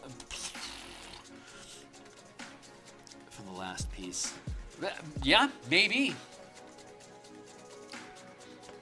Yeah, or like have like grit, like have some like this Vulpina stuff, like with like if I were to take in a corner piece, like drop this down as like a faded background, maybe something like that, so that it doesn't overwhelm the picture, but it could be something repetitive like this that could, or like I could have like at the front end of the adventure is forest, and at the end of the setting is necrotic hellscape. I could have like a rolling environment that transitions from greenery into necrotic death stuff over here, and just have that like as a backdrop. That like if this pocket is open, make it the greenery. If this pocket is open, make it the transition. If it's this pocket, make it the hellscape. Or we could approach it from like there's 3 acts, right? There's the normal realm, there's the transition into darkness, and then there's the hellscape. And I could have like 3 degrees. Like I could just have like a landscape sort of thing that fills the bottom part of the page, because this is where all of the art pieces are going to be at. There's these little corner bits, and maybe we can build stuff out so that it just fits in there, that we can just drop in something like that. I bet we could do something like that, or like have like 3 different transitions, like flowers and holly and reeds and like a cornucopia. And if there happens to be a gap on the page, we could drop that piece of stock art in there, and then just change it. Like in the village, it'd be the holly, the cornucopia, and like grains or something. And then like in the forest, it could be like patches of clover and like mistletoe growing on the trees and like wild berries, or like some infection at the back end of it, like the berries are rotting with necrotic dripping out of them. And then once we get into the actual manifest zone, have like different like Vulpina clumps and crystal pockets and mushroom deposits. And then when we get underground, we can have like the seepage and the crystal growths, and maybe it's like some tentacle creepiness going on. Like I think we could probably do like little environmental things. I'm hoping we can do little environmental things. That's because that will make doing all those because those corner pieces could piss me off. It's like, I can't believe I'm still doing this stuff. But if we're doing content relevant little, spot environment things, that allows me to play, like to lean into some of those Bob Ross effects a little bit for my ground scrub. I like that. I think there's potential there. So hopefully that's what we're gonna do. But we'll see. We'll see. It depends on what's on the page. So if there's something simple like that, what we can do, and make it specifically relevant on that page, big victory. But there's so many interesting different little growths and plants and stuff that I think we can keep it. I think we can keep that sort of a vibe. I'm actually really excited. So I'm anticipating starting that process on Tuesday.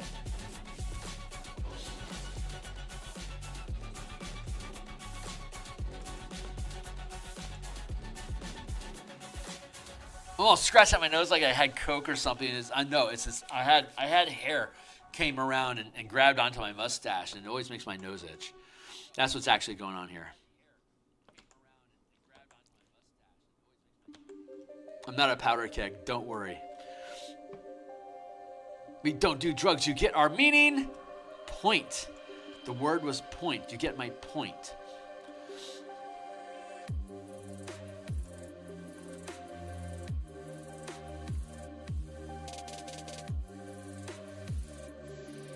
So we're just sculpting some stalks. It's one of many reasons I cut off my hair. Well, my hair's so pretty, I gotta keep it. I'm 50. If I was gonna go bald, I'd be bald already. I'll go gray, but I already have a lot of silver hairs. So I think having long silver hair when I'm 70 or 80, I think that's gonna look really fucking cool. So I'm looking forward to aging well. As long as I can keep my weight down and don't let sugar destroy me, I should have a pretty healthy life for another 20 some odd years of basically being productive before I need to worry about it. I suspect I'll be able to make books like this up into my 80s. Maybe I won't make as many books anymore, but I can still paint. I reckon, assuming that the sun doesn't take electricity away from us, I reckon I'll probably be able to do this for another 30 years. My mom is 79, almost 80, and she still writes poetry books and goes to poetry conventions and stuff. So I'm very much my mother's son in creative productivity. And my father was he's passed away now. He died from colon cancer affecting getting into his lung and his brain, and ultimately that's what killed him. But he was a Navy man. He went in Vietnam. He went into the Navy, and ended up he was a fighter pilot. He was training to be a fighter pilot, launching Tomcats off of aircraft carriers. But he ended up getting an ear infection, and pulled it's like 22 G's to launch off of an aircraft carrier. And after he got his ear infection, blew his eardrum. So whenever he would pull more than 4 G's, he'd get a headache. So he couldn't launch off of aircraft carriers anymore. So he couldn't be a fighter pilot. So they said, you you got robbed. So what do you want to do instead? And they let him do anything. Like, if you want to be a helicopter pilot and like rescue people, he's like, that would kill me. I would have to watch birds flying all day, and I wouldn't be able to fly myself. No way. So he went into logistics and intelligence instead, and he worked a spy a code shop in Puerto Rico for the rest of Vietnam, and that's where he met my mother. So he ended up being he coordinated all the. He was the logistics officer that oversaw Desert Storm. So he was in charge of all the materials being moved from America with the fleet to Kuwait, and then stocking, maintaining, and managing the ship movements. And then when he was on active duty, because he was in the reserves at that point, when he was on active duty, he commanded a destroyer. The last one that he had overseen was the USS O'Bannon, which I think was it's probably retired at this point, but it was like a 20-year-old destroyer at the time, stationed in the Pacific Ocean near Okinawa. And he spent a 6-month active duty there when he and my mom were having a rough patch. So he just went into active service for a little while they separated for a bit. That was my teenage angst years.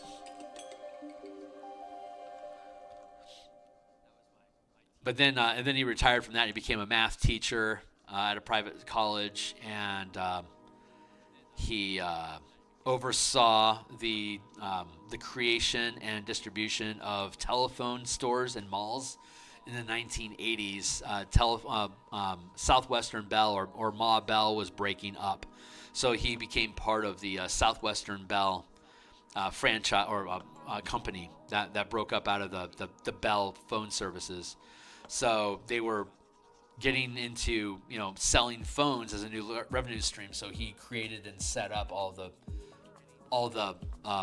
malls, all the stores in the malls, like coordinating the computer systems that would track inventory across the nation at all the different mall locations. He set that up, and then he started acquiring patents for weight equipment. He made those if you drop your if you like your bench press and you drop it, you have those arms now that will catch the bar before it crushes your chest. He has patents for those. So my dad was quite the Renaissance man. So I inherited his logistical and analytical and creation invention mindset, and I inherited my mother's artistic flair and sense of endurance in long-winded tasks like painting and stuff. I inherited that from her, and the two things merged together really elegantly for me to be able to produce, create game systems and then be able to illustrate them. It's like everything about my life really set me up to be able to do what I'm doing right now. It really just I can see an obvious narrative path through my life that led me to be able to be here and doing the things that I'm doing right now with you guys. So I really feel I'm very blessed to be here, and I just appreciate it. And I love that what I do resonates with people. It lets me know that I'm definitely in the right place where I'm supposed to be. So that makes me very proud. So I love my roots, my bloody roots. But yeah, I'm gonna have gorgeous hair when I get old. Your dad went at night after high school to get away from his parents. Right on. Yeah. He didn't mention how he survived. My dad was an Air Force medic. Oh, wow. Wow. Holy shit. I can only imagine. God, what a nightmare. You would climb trees. Wow. That's fucking hardcore. Just like drops in. I'm here to heal you. Bloop. And then just disappear back into the weeds. That's fucking righteous. What a way to live. Wow. What a way to survive that. Holy shit, that's great. I love that. I love that. Oh, man. That's so cool.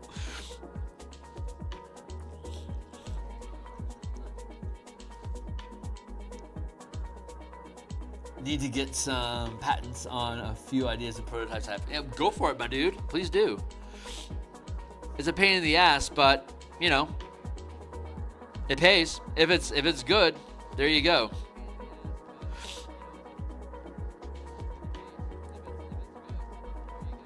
Never know when it's gonna pop off.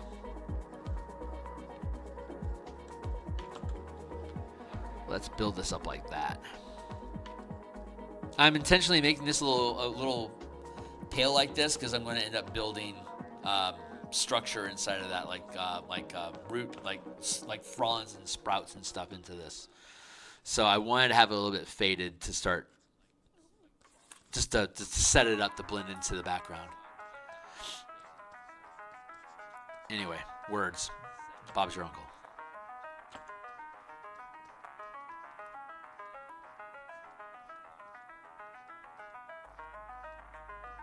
There we go.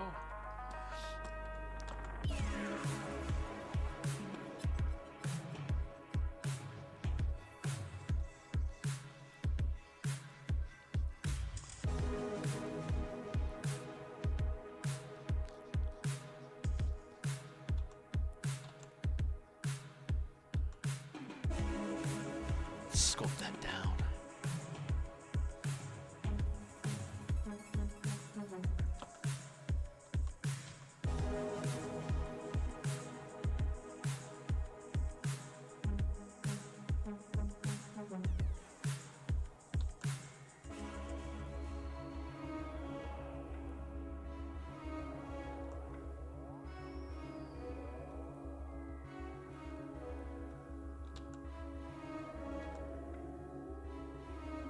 Go.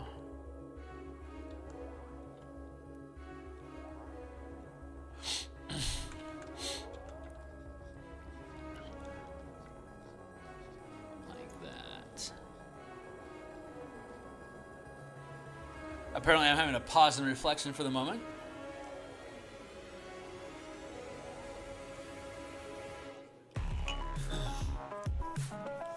There was no room for him. That's what he would do. Oh my god. He'd stay behind so the people that he was rescuing could get out. Jesus Christ, what a fucking stud. And kickboxing and karate after the war became a carpenter. Crazy goes, right on. Right on. That's fucking, what a man. What a man.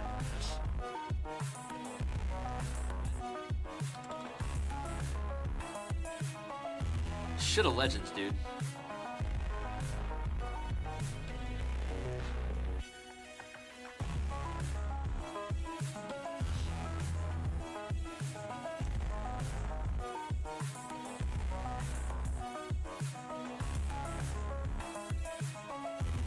I'm gonna snip these for now. We get what you're doing there. I don't need those in place.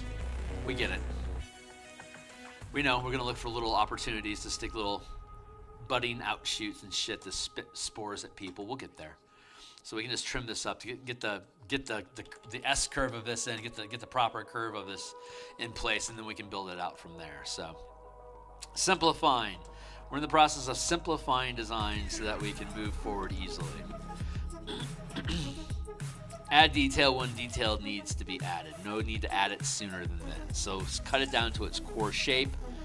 Build that out so it's a strong silhouette, and then embellish from there.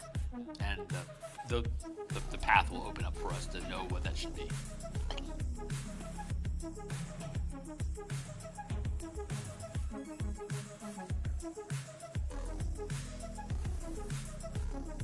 I love this song.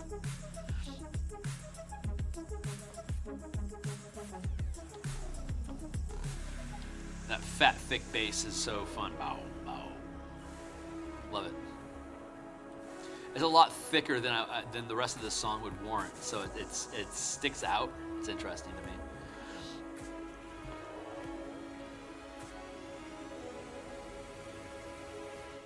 Bow.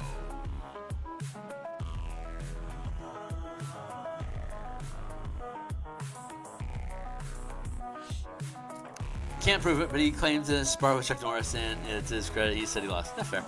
It's absolutely insane. Someone had to be there, and someone had to do it.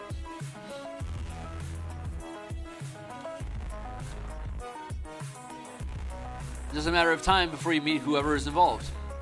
Totally plausible.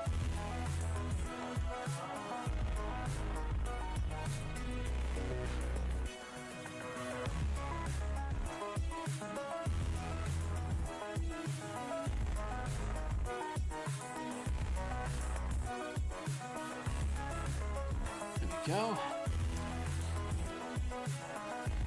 Oh, good neck pop.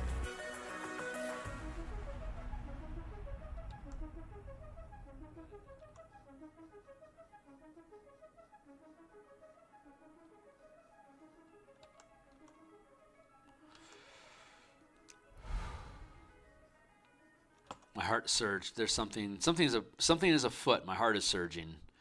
I don't know what it's surging for. I don't know what's going on, but I can feel it. I don't think it has anything to do with me specifically. I think I'm just catching some sort of wind.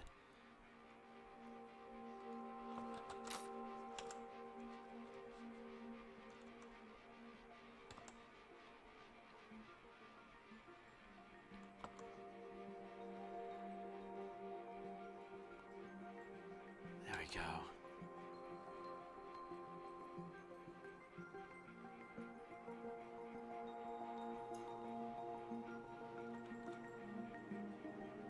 Something like emotions are wind and our trauma are the sails that we fly upon the sea of life.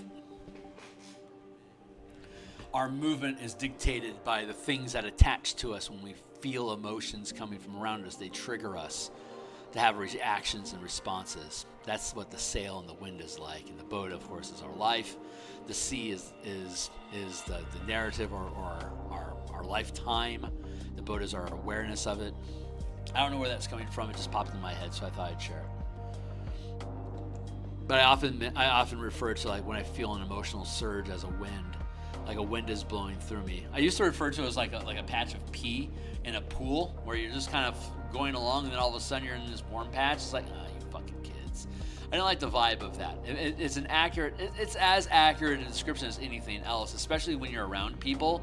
Some just like when someone's having a bad day, it's like wherever they go in the pool, their warm peace surrounds them and invades other people's spaces.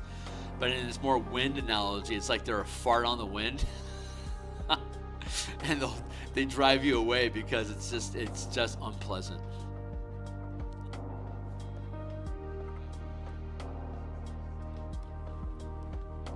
It's a ring girl. That's awesome. Cheers. Cheers, my dude. Well, happy to feel it.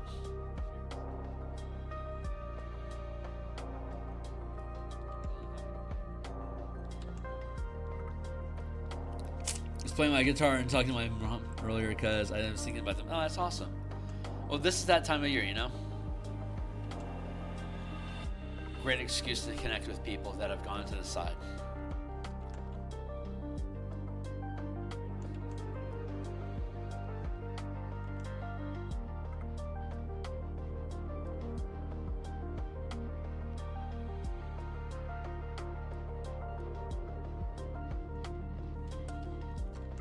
One of the deals I have with my muse is that she'll paint for me as long as I talk about whatever moves through me. So it's kind of my Warlock pact with my greater spirit that I'm gonna get fed inspirations to say and do things for the rest of my life, and my job is just to act on it without thinking as much as possible, and those impulses will take me someplace that is often beautiful and wonderful, and it will make me feel like my life has more meaning than if I hadn't touched it. So it's worth it to me. The trick there is to make sure you keep yourself sleepy enough that you're willing to do it, but awake enough to witness the occurrence. If you're too awake, there's like if you're too aware of it, the magic isn't there. You're anticipating, you're blocking the flow. If you're too unconscious, you don't realize the movement and you take it in the wrong direction. Like you don't appreciate it because you don't sense it for what it is. So my job here is to sense the movement and say the things that movement is inspiring inside of me. And while I do that, the pixels get pushed. Because I'm not thinking about the pixels, I'm thinking about what's moving through me and what am I being inspired to say. Because I, just like with my painting, I don't really know what the fuck it is that we're going to be talking about it until I'm in the middle of it and I'm talking about it. And that is life's gift to me. It is giving me that opportunity to witness my life as an audience member, instead of having to take the responsibility of being the writer, director, and the producer all in the same moment. It's too much work. It's so much easier just to be an audience member. Let the inspiration, the sense, the muse, let her script all this out and show me the path. And if I am brave enough to follow that path, I'm led to safety and love. Every time I'm scared and I feel alone is because I'm off my path and I can't feel the connection. It's because I'm on my own. When I can't feel the connection, I really am on my own, and it is hell. It's when we reconnect to that inner strength that we're being carried by something that's greater than ourselves, and that greater thing loves us and wants each of us to be safe. That's why when we take time to think, we make less hostile, more patient, smaller movements that aren't as dramatic. And if the wind wants to carry that to something greater, all we had to do was take a step, and then the wind just carries us the rest of the way to where we're supposed to be. But we had to be the ones that were brave enough to take the step, to be willing to step off of the curve, as it were, and let the river take us to where it's supposed to go. And it's so hard for us to let go of that experience because we're afraid of not being able to see down the bend of what's coming around. We figure if we clutch onto things and hold on and slow the flow, that we'll have an opportunity to see what's coming at us before it gets here. But all it does is it just pulls us down into the riptide and pushes us into the river without us seeing anything. And we just get tumbled along blindly until we're able to pop back up to the surface again and breathe life some more and slow down. And instead of trying to see what's coming to control it, we can just relax and stay on top of it and let it take us to where we're supposed to be and appreciate what we see along the way. Because witnessing it, being an audience member of our own life, as far as I know, is the most difficult challenge and the most rewarding experience that we can have while we're still alive. And whatever permission slip or justification or philosophical system or theology needed to allow you to get out of the way of yourself, to let life just flow through you. Whatever you need to do to make that happen, that's the right fucking answer. Because the only answer is let it flow. 311 talked about that. If you're familiar with the Transistor album. God damn, what a great fucking album. They weren't perfect lyricists, but goddamn, those surfer bumps had some fucking great music. Loved. I'm not a huge fan of most of 311, but Transistor was. It was divine providence. That album was the hand of God. Such a good album. Stupid fucking surfer punk. It's so good.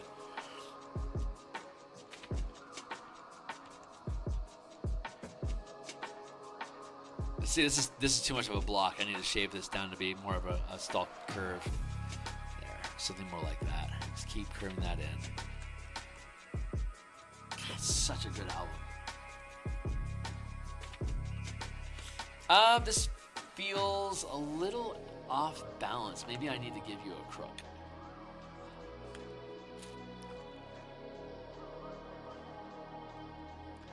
That already feels better. Let's push that to there. Let's take this and push it to there.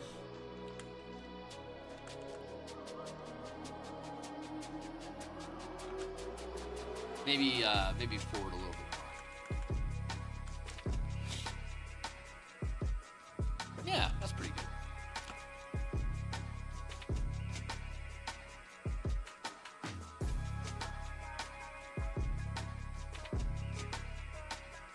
I've been hurting a lot lately. I've been having a lot of pain in my heart, and I know it's because I've been disconnected from my source. A lot of times when I come on here and stream, like there's been a lot of instances in the past I'll come on here and I won't know what the hell I'm talking about, but it feels like truth, and things like conversation points come through, and it feels alive. And it's been a while since, for whatever reason, it's been a while since I've allowed myself to connect to that energy and just talk out of heart, as it were, kind of like this.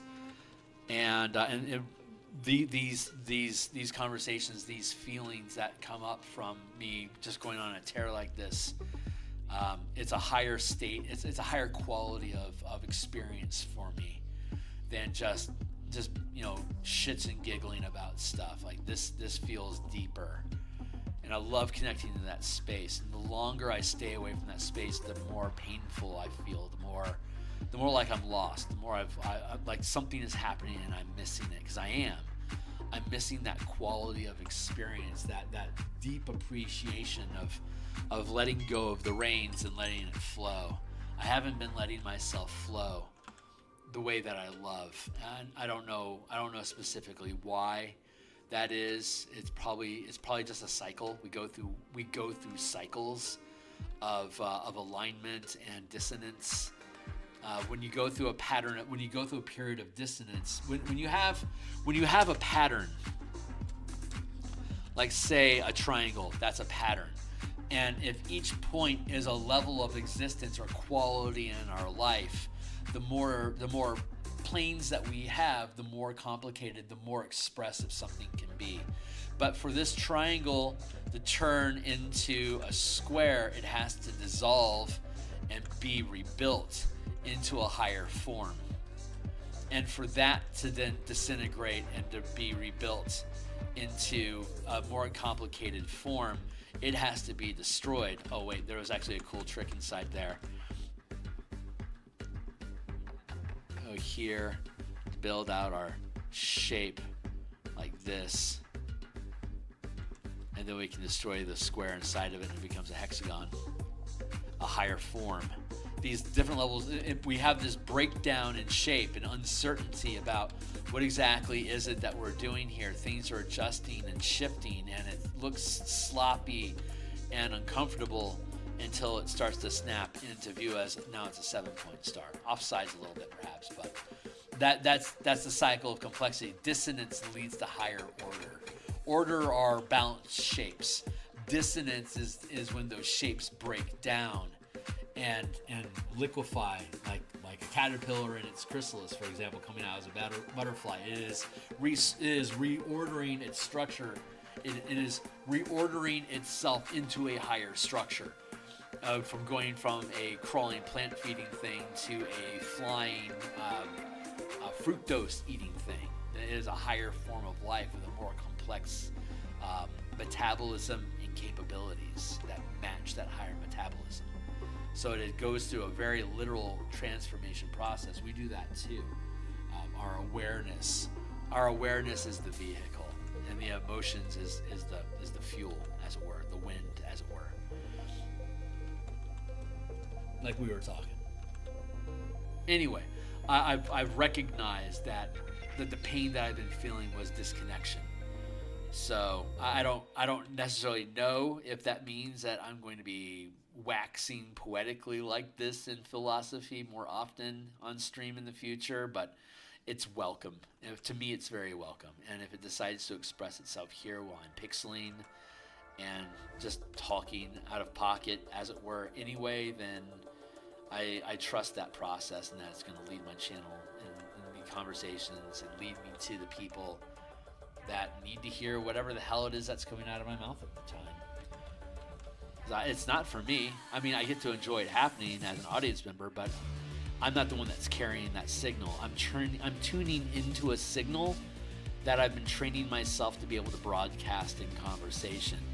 And I find most of the time the signal that I tune into are the people that are paying attention to me physically in conversation or on the buses or at work or whatever, I tend to end up tuning into what's going on with them. Like I'll suddenly call them a nickname for no fucking reason, but it'll be like what the name they went by in 3rd grade or whatever, and they were thinking about school as a kid. Like weird shit like that. I just tap into it. We all have a certain degree of that. I think more aware of it and actively encourage that aspect of myself to grow. Being able to feel that connection with people, I think is why I was able to, which is why I gave up martial arts in general, because if I have the ability to feel people in the space that they're in, I don't think I'm going to have to worry about violence from them.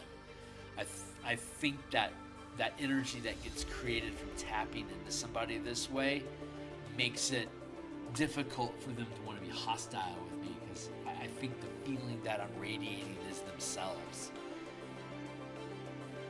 So I don't feel like there's anything that I need to protect about myself. I feel like things just don't want to hurt me, if that makes any sense. I feel very protected in this life, and that I can afford to be bold if the actions that I take is with love. You know what I mean? Like if I don't feel love, don't act, because this is gonna get more of whatever it is that I'm doing. But if I'm confident and feel safe in the space that I'm in, I can be bold to act on what I'm inspired, because I'm coming from a point of safety, which is I think a big difference. Martial arts, here's a good way of encapsulating it. In martial arts, I was developing an energy that was basically saying, it's okay if you attack me, I can make you regret it. While I would so much rather cultivate and develop an energy that says there is no need for conflict here, and to let it just dissipate. And I think I could go in any direction. I could go either way. And when I was younger, I glorified the idea of being able to neutralize evil, which requires me to interact with evil. And that was a feature of the martial arts that I was involved in, that weird shit is going to come to you, and you will be uniquely equipped to resolve it. And at some point inside of my head, it said, like, if I have the ability to cultivate energies like this, why am I not creating a zone of peace around me? And they speak about that in Japanese arts, but you can only get to that space of peace after being capable of so much destruction. And I feel like I've attained enough connection to the power of destruction to not need to embrace it any further, that I can do better for myself and life in general, for me to embrace the disarming aspect of that radiance. You know, I don't need to be, I'm not a goddamn punisher. That was never, that I don't want to be a punisher. I want to heal. I don't want to hold that up. I have to maintain a level of hurt to be able to hold punishment as an energy. I have to have something that needs avenging. I would rather just cultivate healing, so that anyone that comes into my space feels as though something good is happening to them. It's hard to attack people when the experience that you're having is forgiveness. It's really fucking difficult to be hostile.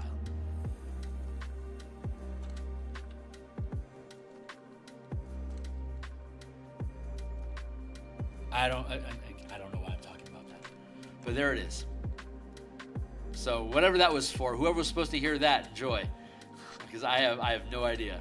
I like it. I thought it was cool, but I was not in charge of that conversation.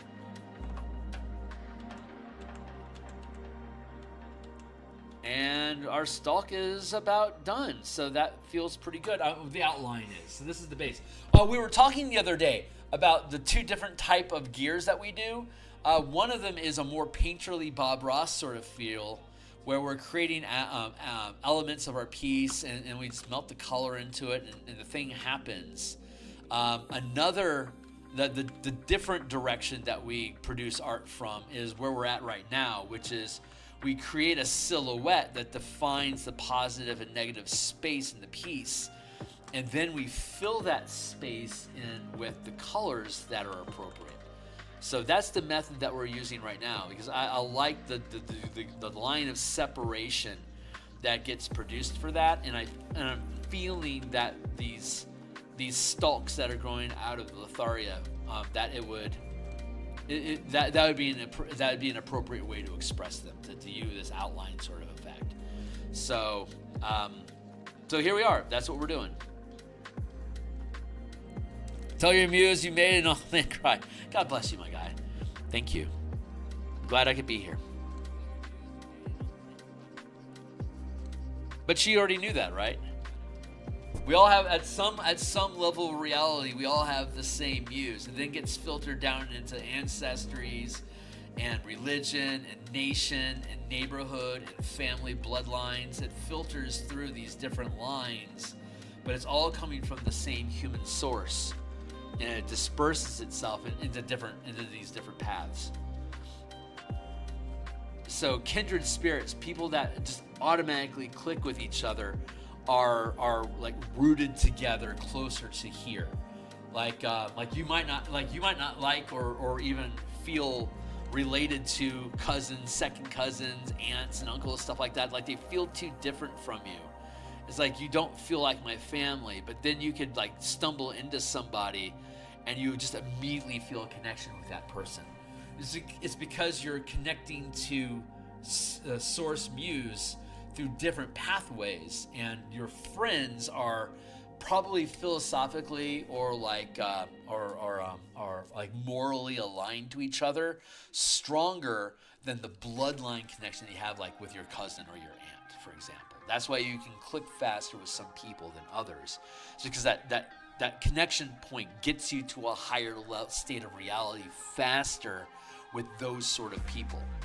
Which is why like falling in love is such a trigger, because that shortcuts you to both of you find a high path to that same creative energy of joy together at the same time, and you trigger off of each other, pushing each other up the ladder further, faster.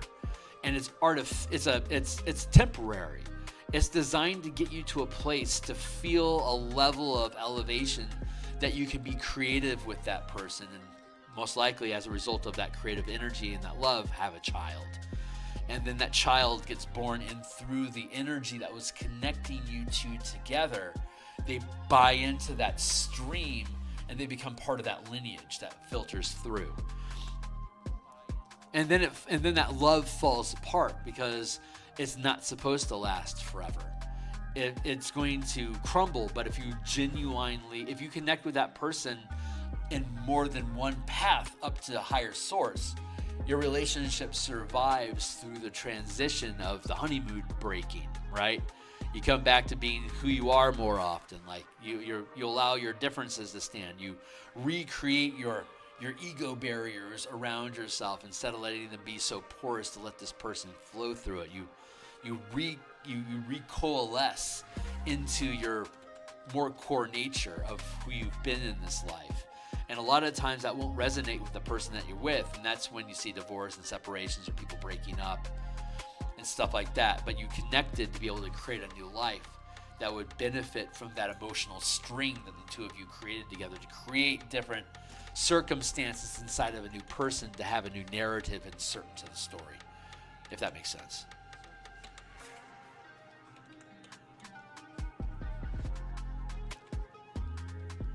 So being actively aware of these energy connections helps you escalate up the ladder with more people more quickly. If you can find those, like when you open yourself up like that to other people, you can find the pathways that you two resonate together that pushes you up a ladder, that ascends you in spirit at a faster pace than you would alone. So positive people grow. It's because they're actively trying to raise up the ladder, either so they can pull people up with them or they can push new people up with them. People that are positive push and pull people up the ladder with them. People that are negative or are hurting or are wounded drag people down or have to stay in place in their elevation as it changes, because they don't have the strength or the self-awareness to be able to raise any further. And when it feels nasty or hurtful to be around a person, it's because they're actively eroding you. It's not like they have to be purged with sage or anything like that. It's that you have to be aware that their emotional sphere extends about 60 feet around you, and you're going to pass through that space, and you're going to have a chemical adjustment based on whatever kind of energy is resonating inside their own toroid. So as you're passing through each other's spaces, you're picking up and either resonating with or clashing against the signal that you and they are radiating with each other. And again, when you're in the same sort of space together, they resonate and then basically push their signal up and gain in power into higher bandwidths. So it feels good to be around that person. You see how I'm building this border around the plant? It's like the curved surface of the plant. When you have a curved surface, you're going to have a highlight. You're going to have a highlight, and you're going to have a shadow.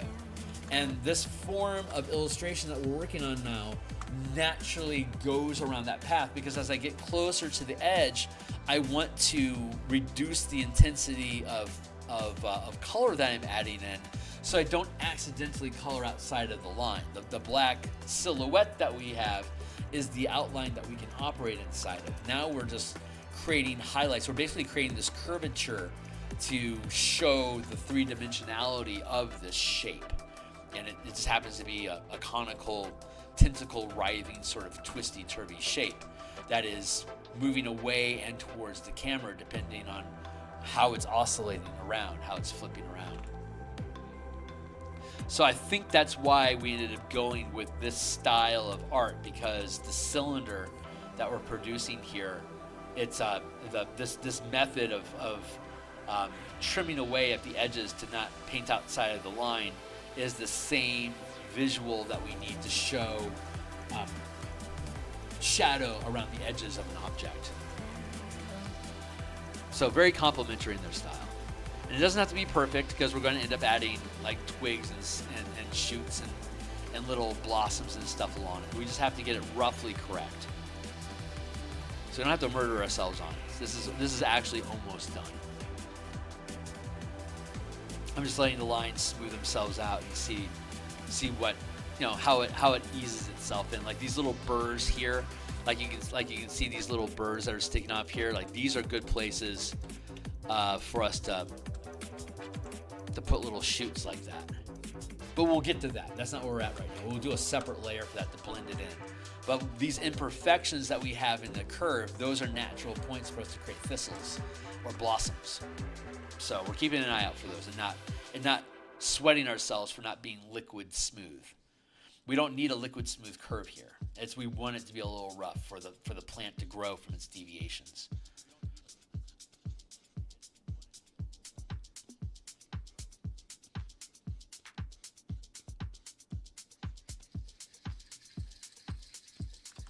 There you go.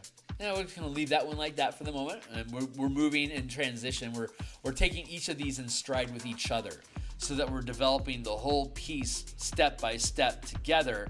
Because I don't know what steps and processes are going to come through as a result of this. I have a general idea of how this is going to roll, but I don't know specifically. So if I pace myself and work each layer for each stalk the same, all the stalks will end up looking the same, because they're going to use the same technique in each layer in turn with each other.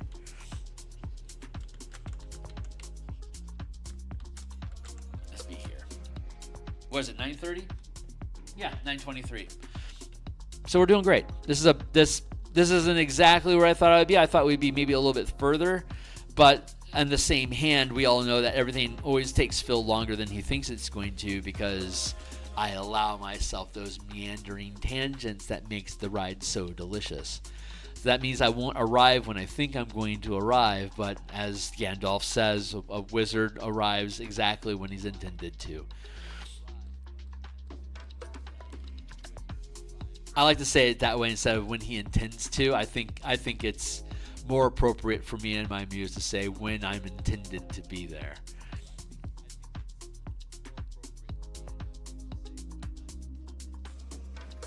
So that's me.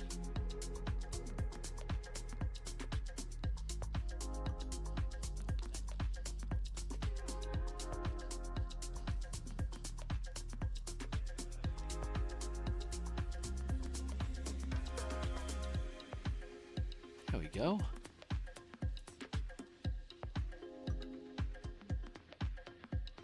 Something like that.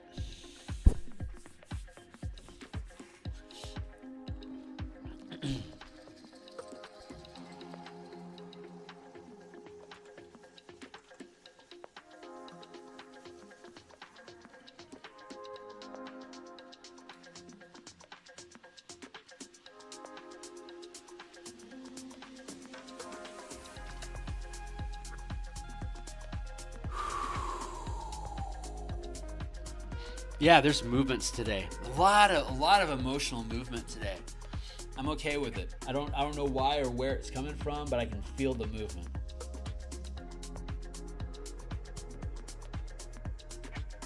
I love that. I love not knowing where it's coming from. I love not knowing where it's going to take me. I love that it's capable of moving me. I love life carrying me.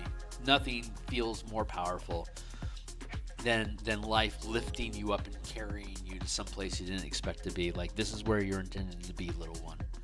This is where you are at now. And there's just something so comforting about that. That's still ridiculously loud.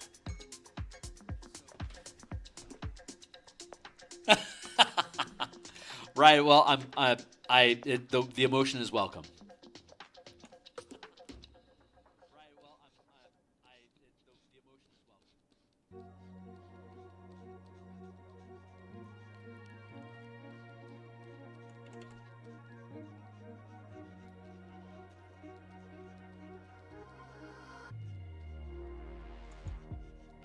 Yeah, I will say this. The relationships that I have in my life, whether friends or romantic, the people that I choose to have relationship with are the people that move me emotionally, that I feel myself more while I am around them. And I'm particularly, because of my visual limitations, I guess, I feel like I'm really well attuned to that sense of feeling, being able to feel other people's emotions and intent. It was a safety mechanism for me as a child when I couldn't see the kids that I was interacting with. I had to understand what they were feeling so that I would know, like, I need to stay far away from that person because I don't know what they're going to do and I won't see it coming. So it was initially a defense mechanism. But as I leaned into and developing that awareness, I could pick up good and bad in people. And it makes it really easy for me to be able to enter conversations and enter the lives of people that I didn't know previously. But when I'm in a good groove and I run across somebody that I can resonate with, I can just slide into their conversations like I know who they are. And it creates a deep level of comfort and trust very, very quickly. It's a great fucking bar trick. I'll tell you that. I was never short for gals to hang out with in college, I tell you. It's easy to fall into that space when you're looking for that connection. Like college, 20s, yeah, I'd say in the 20s, like in the 30s you start locking down, but definitely in your 20s, you're actively reaching out. And that is a easy energy to click into when people are looking for connections and you revel in making connections. That's like chocolate and peanut butter, man. Good fucking times as a result of it. Good fun.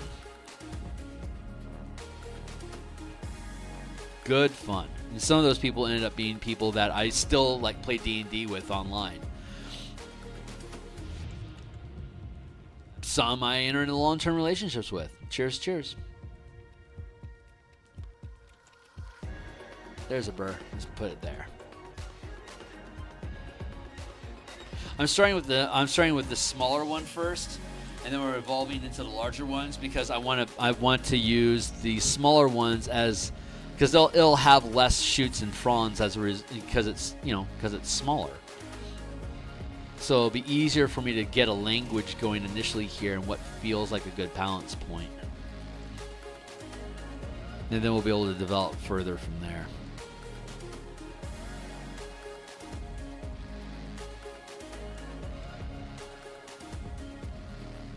It's nice to be able to acknowledge and recognize the gifts that you have and what you can do with them, and how they can be good for people. Finding ways to take your talents and the things that are special about you and making them applicable to make other lives better, especially for men, is the best thing that we could possibly do, because we have to find value. We have to have a reason to bring value to people. There has to be a reason why. There's so many things that people can be paying attention to. Why bother paying attention to me? And when you can get into a space where what you are doing is naturally resonating with their heart, you become nourishing for them to be around. And that's one of the major things that I want to be able to do for people. And it seems like this is the mode that allows me to do that.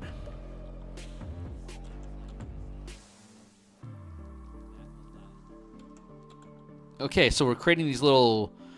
We don't have any rules for what these plants need to look like right now. So, again, we're allowing the muse to dictate what these things are going to look like, because I'm doing my part, which is talking about whatever it is that she wants. There's something weird about this muse that I have. Not that I have a lot of experiences with, Mount Olympus or anything in general, but the way I like to look at it is I think The Magicians, the TV show from the Sci-Fi Channel, The Magicians, I think they put it best, because at one point they had a muse in the show, like a Greek goddess muse type of thing, and the whole bit about muses is that they can move emotions inside of people. Mostly artists are open to it, but they can move the emotions of people. But the muses themselves can't feel anything.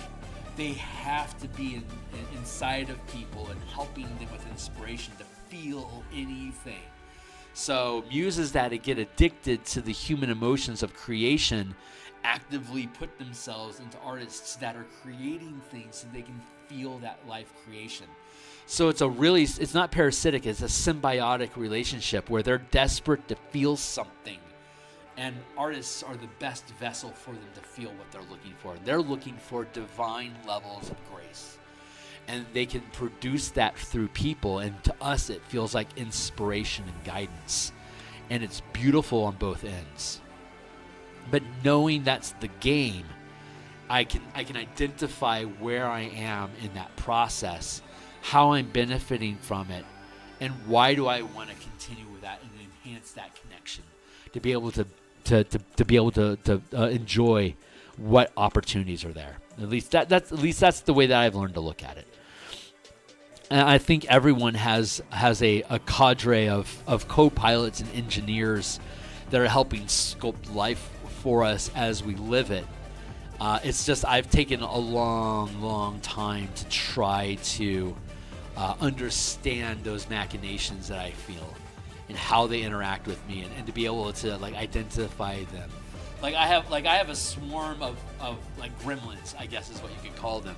But there's little balls of light, little strobe lights that float around inside of my body, and that find points of pain inside of my body, and basically like a laser flares inside of that spot. And when it burns out a point of pain in my body, it releases the energy that was holding the tension that caused the pain. And a lot of times there's some sort of psychological or repressed memory sort of thing that happens there. So these things are moving around inside of my body, trying to remove points of pain inside of me to help me understand lessons about myself more quickly than what I would otherwise probably be able to find on my own. And that's how most of my my go to bed ritual is, that while I'm relaxing my body, I'm letting these things flow through me to basically do a sweep. And if there's anything in there that's so important, they're like, hey boss, we want to bring this to your attention, I won't be able to sleep. And instead, I'll sit in that space and see what things come out of it that were locked inside. And so that ends up causing me to lose a lot of sleep on, sometimes, not last night, but the night before. Christmas. The night before Christmas Eve. There was some sort of muscle lock inside of my hips that ended up causing me to shake with seizures in bed for about 20 minutes. But that happens occasionally, and because there's some really broken shit inside of my body. And these little energy nodes, they find those points and they use them to burn through me to make me surrender by basically turning up the intensity of pain in those spots that are broken points. They crank up the pain so heavy that I have to just give in to whatever it wants, just to let it go. And when I do, it like opens up the space. It's like you like surrender is the key that lets you into the space that we're going to enter. And so I get to go on like this DMT sort of ride for like 20 some odd minutes once I surrender to this. And there's all these interesting pain points inside my body that I found that act as portals that lead me into these awareness, these experiences that when I come out of them, I am open to these sort of conversations on the other side of it. It's interesting.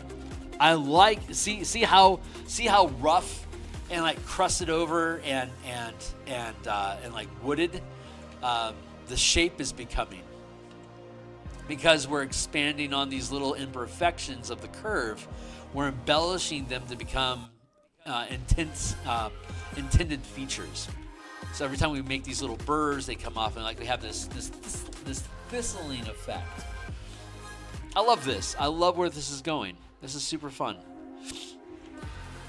This is a good use of our day. I'm really enjoying this.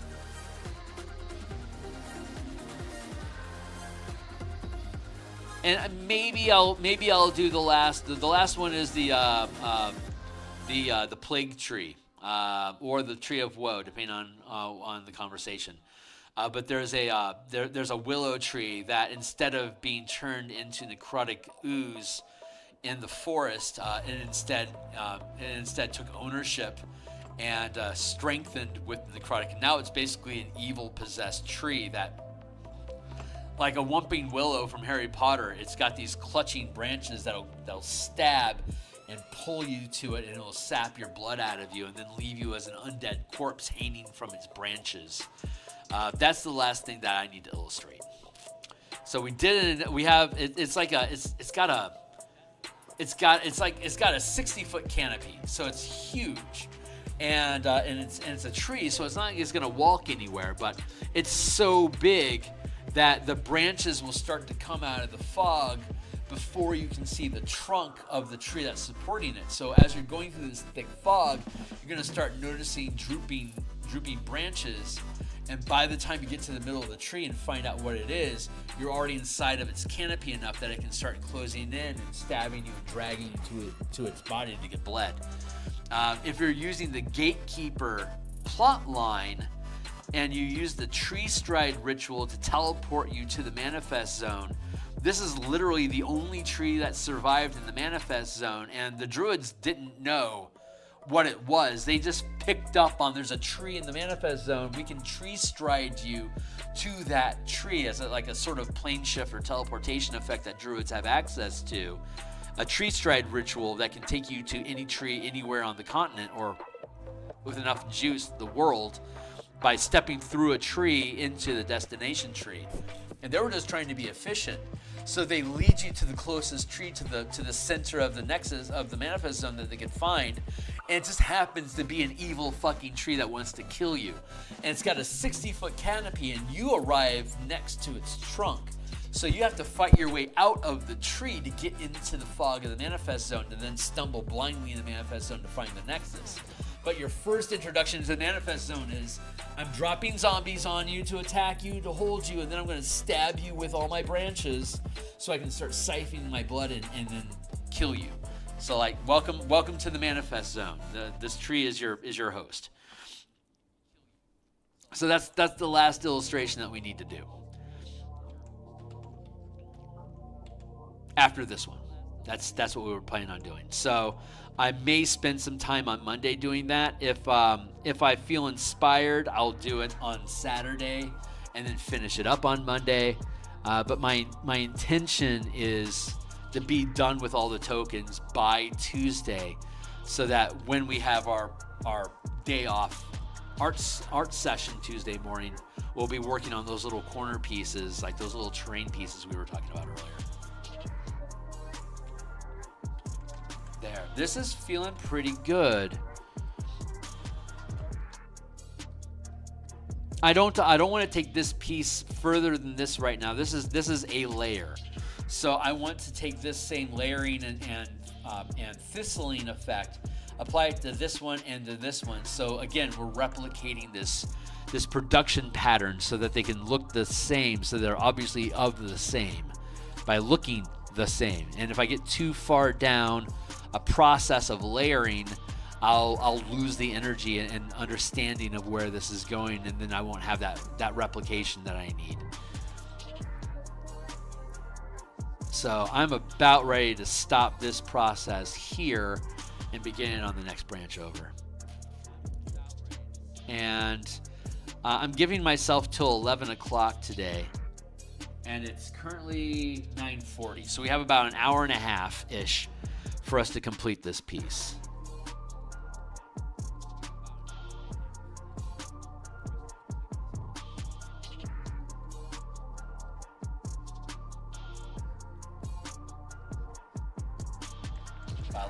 I like what this is doing. That looks really fucking cool.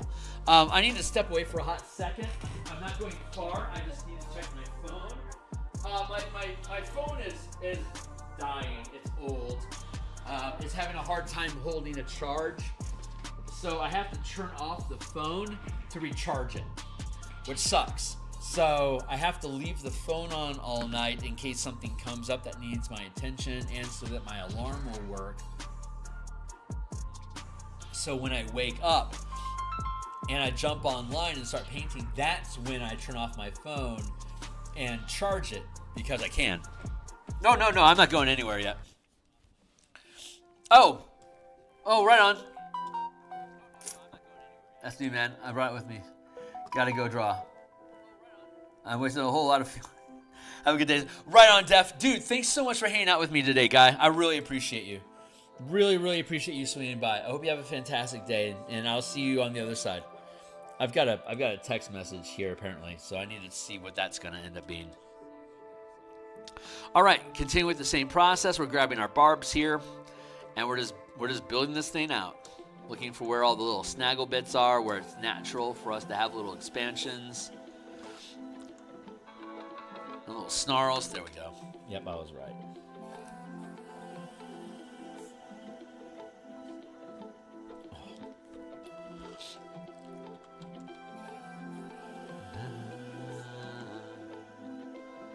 All right, all is right in my world. Everything is on point. 5 by 5.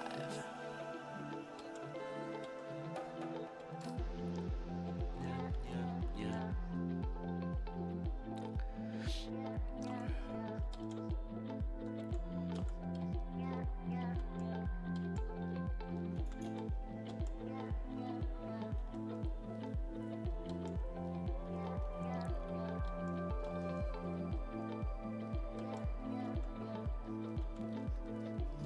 Good times. What the hell is going on with my Badoop phone? Knock it off. My time, not your time. My time, not your time.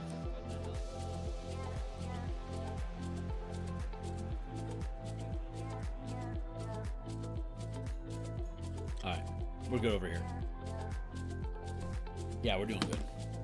Life is good. Everything's fine.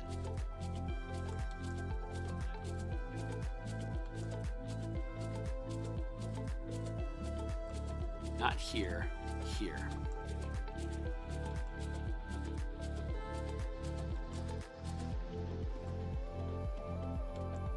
I might not stay online the entire time finishing this piece. I might finish it offline. We'll see.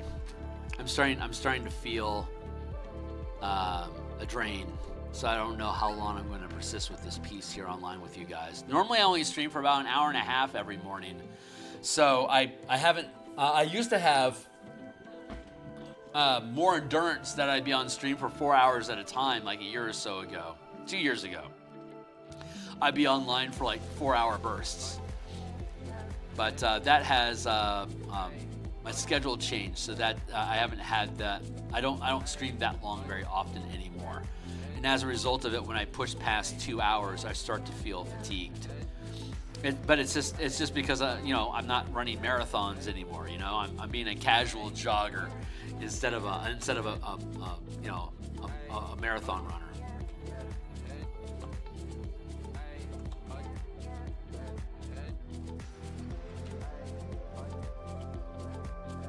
The problem is if I stop streaming, I'm going to want to go back to work on maps and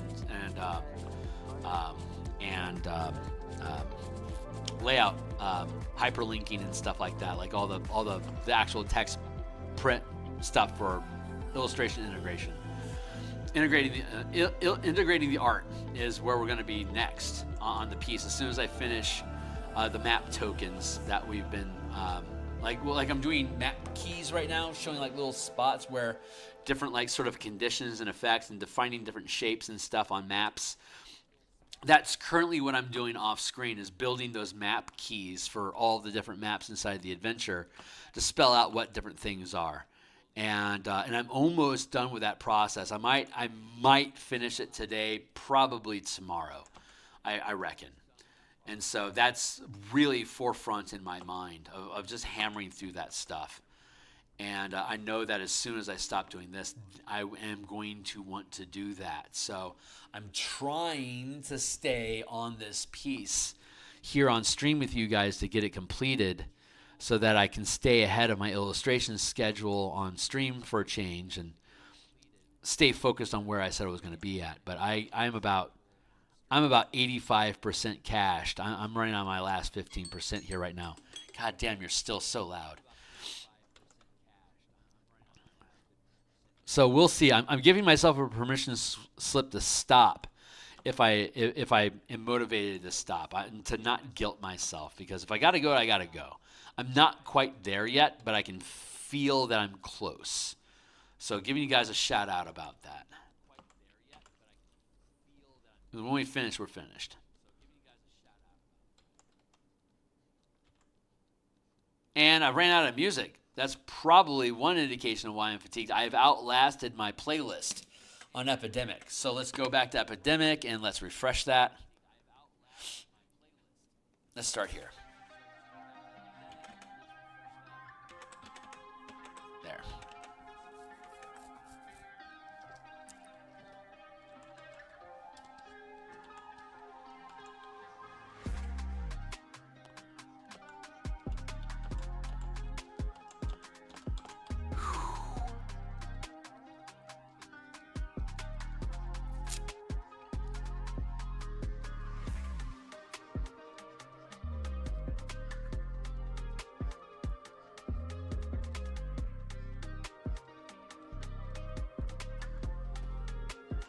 I tell you what, I love being a morning person. As an artist, being a morning person is the best fucking feeling in the world, because the first thing I do when I wake up in the morning is I want to paint. And that scratches my art itch for the day. So I can go to my day job and not have to pine away. I wish I was painting, woozy, whoa. No, it's like me being at this job is going to allow me to go back and paint tomorrow morning before I go into my job. Like that is such a win-win feedback loop for me, for my company, for everybody involved. I absolutely love that I'm motivated. Like as soon as I wake up, let's put on some coffee. Let's shake the sleep off and let's start grinding out some pixels so that we can start our day connecting to our source and deepening our self-awareness. Like what a fucking blessing. What a great opportunity for me to be alive. I absolutely love it. Here like that.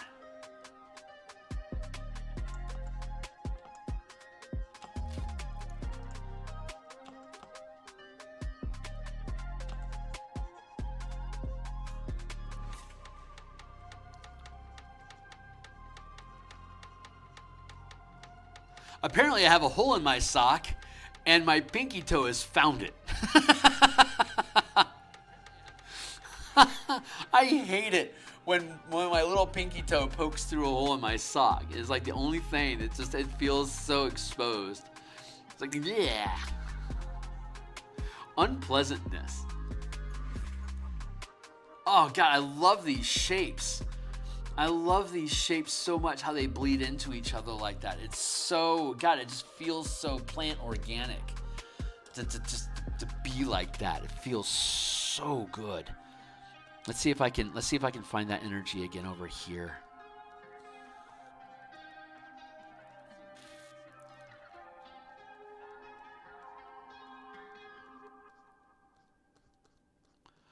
I love how vines and roots and stuff can grow into each other like that. It's so cool. Just feels so alive. Fucking love that.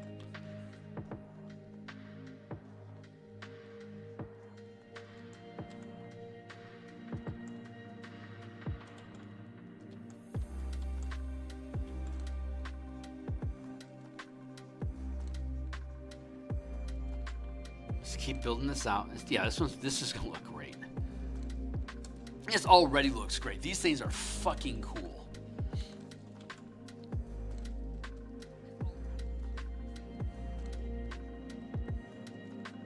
And then we're gonna add the viridescent glow, little veins of. We'll have like little veins of glowing green, and then we'll have little green flower bud sort of things going on here on these thistle tips. And then we'll be done. So we may very well be able to complete this piece before we end stream today, which would be fucking great. I would love that. I'm generally okay with a piece taking 4 some odd hours to finish each. That's enough time for me to build something with a lot of structural integrity, that has interesting flow patterns, that feels like a good composition. It's a good block of time to dedicate to like a monster illustration, like a token, like what we're doing. That's a good allocation of time.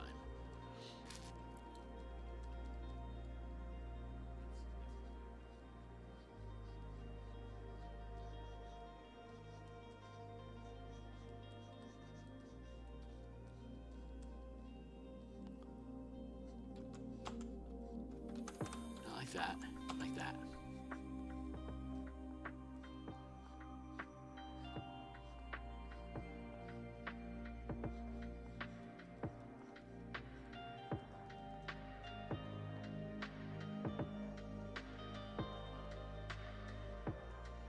There we go.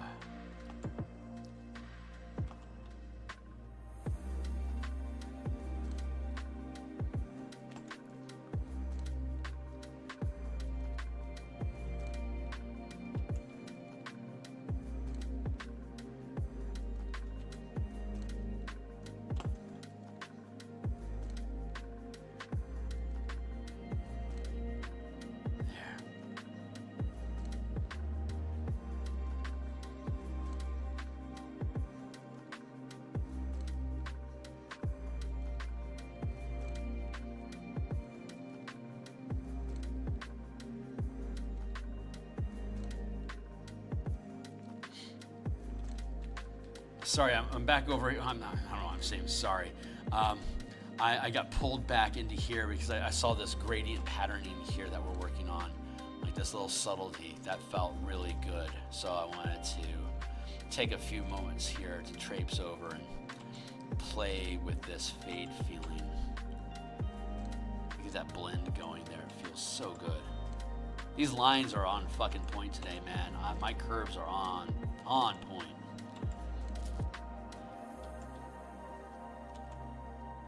Feels really, really good.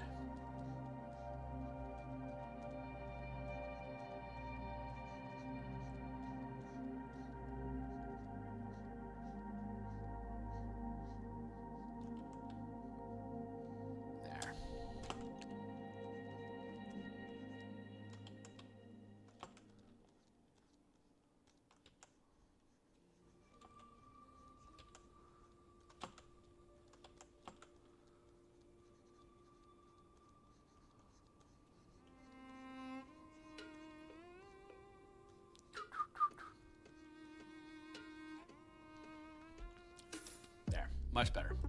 All right, back to this.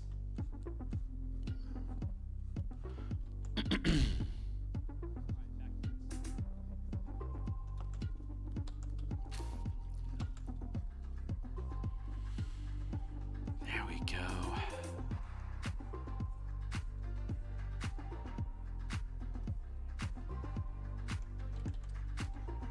That feels good. All of that feels good. I like how this is built all the way down. here? Let's take this and rope it across like that. Something like that.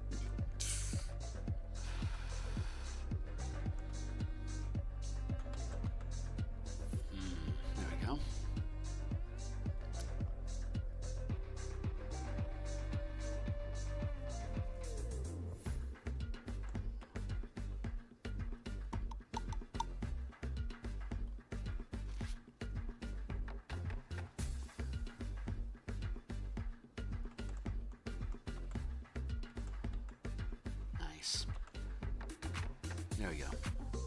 Cross like that feels right.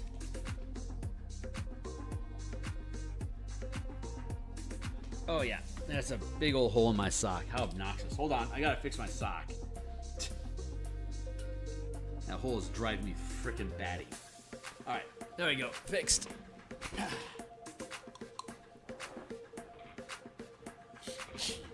Taking a swig of coffee.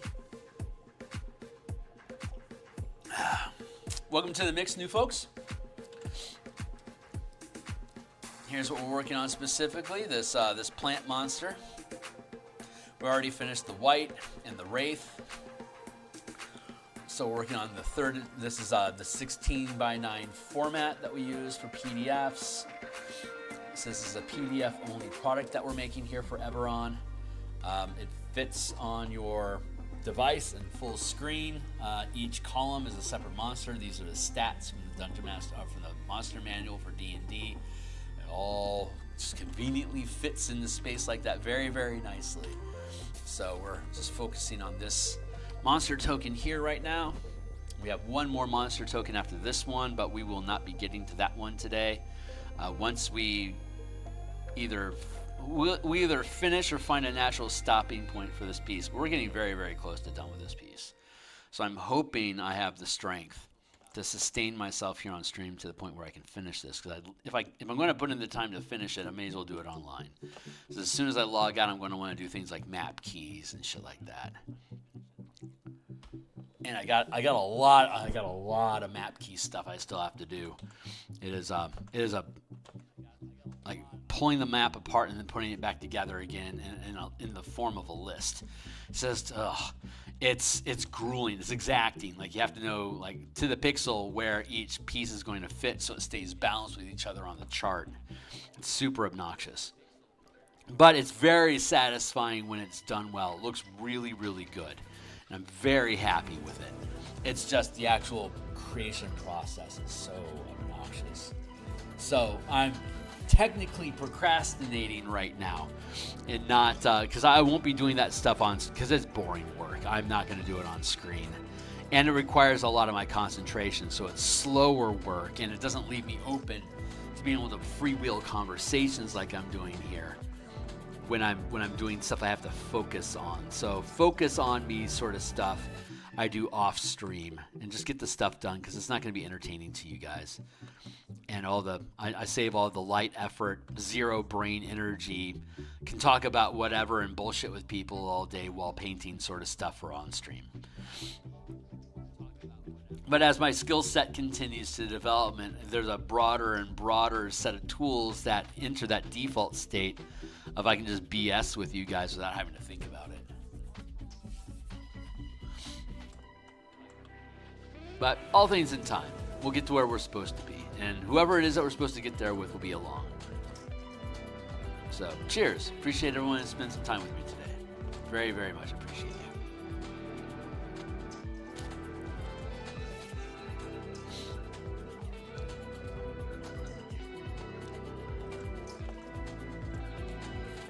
Take this down here like that feels right. And how does that feel?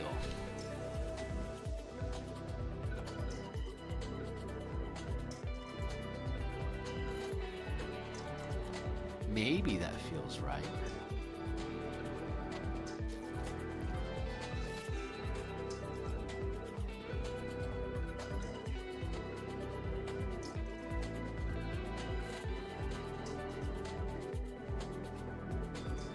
See if I can break that shape up a little bit, see if I can get some of that curved shadow effect going on here at the underside of this plant material. There, like that. Oh, that's fun. Let's do it like that.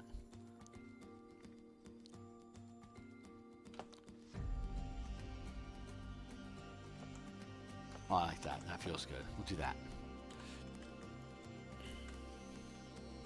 So we'll be putting the viridescent lighting on both these dark veins here, as well as in the thicker meat sections. So I want both. I want that dichotomy there. I want these dark lines and those lighter patches. I think both of those will look really good to this viridescent glow that's going to be creeping up these stalks.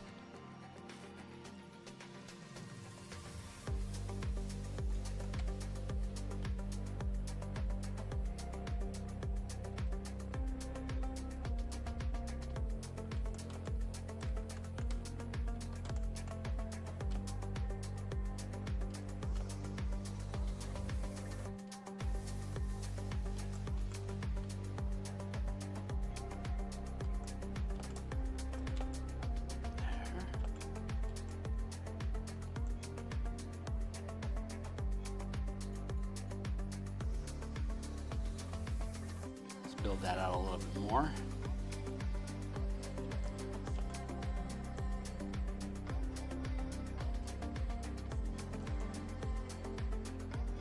Like that.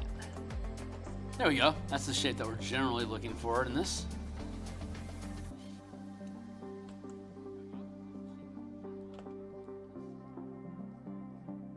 That feels really good. I like these shapes. These are fun.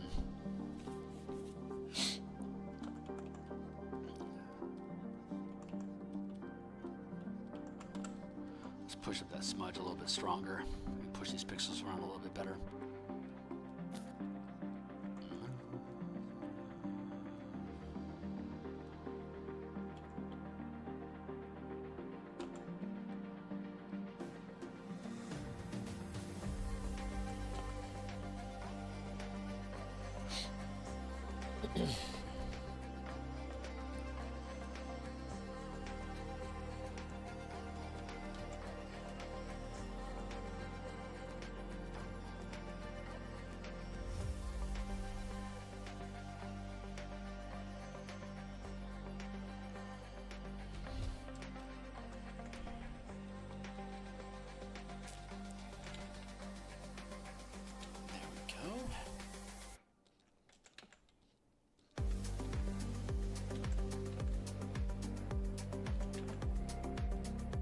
And then we'll cover that over the fungus when we start pushing fungus up the stalks.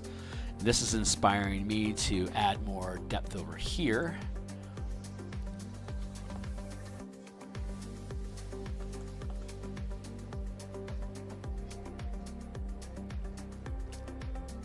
And again, this is why we work in cycles like this, so that when we discover something over here, we can bring it back over to here and import it to upgrade this to have it stay in alignment with that other one. And then the third one that we do will probably reveal more secrets that we can then implement onto these other stalks. And then we can add the viridescent glow and we'll be done.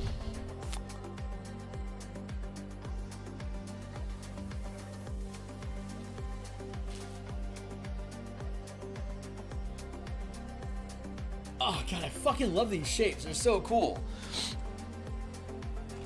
These things are so cool. All right, this is a bigger one. Okay, this has lots of burrs, so we'll have an opportunity to make lots of stuff. Whew, man, I am getting fatigued. I am not lying. What is it? It's 10 o'clock now? I don't know if I have another hour in me or not. I was originally thinking 10:30. We are quickly approaching that mark, but it's very possible that we could have this done by 11:30 or even by 11 if I'm able to persevere.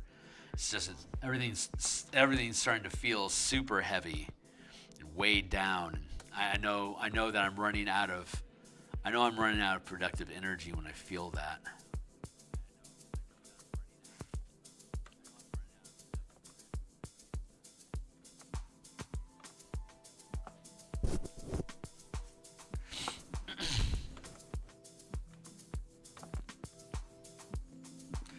But I've been bitching about that for a little bit now. It's just every time I bring it up, I know I'm that much closer to throwing in the towel for the day, and I'd really like to get this piece finished here on stream.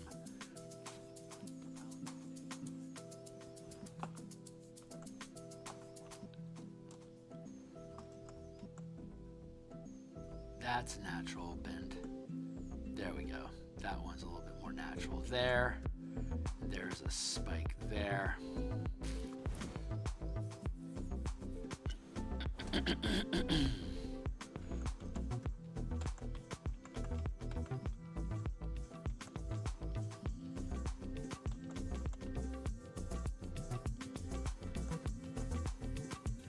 Let's do that. Let's bring this up here like this.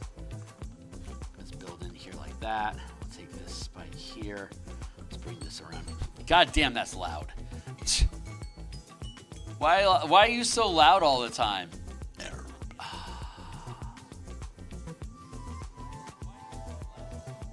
20 minutes. We're pacing well. I have that alarm go off every 20 minutes to make sure that I don't get too much into an eddy tangent, trapped in a cul-de-sac of creation, as it were.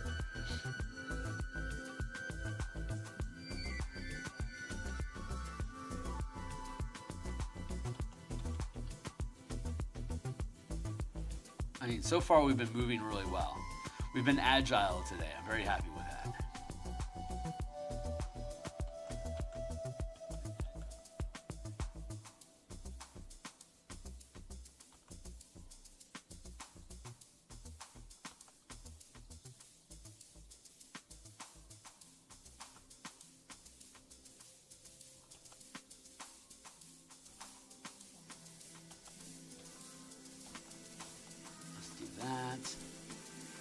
No, let's do it this way. And then like that. And then this over here like that.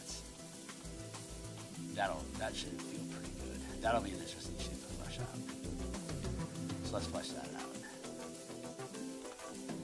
And once we do, we're going to be close to this portion. Let's bring this down here like that. And then here like that. And then bring this around here. And then it just disappears. Yeah, so once we flesh out these shapes, we'll be done with this portion. We'll then have the last fragment to do, which will be the actual viridescent glowing veins inside of these, and then and also the flower buds. Oh boy.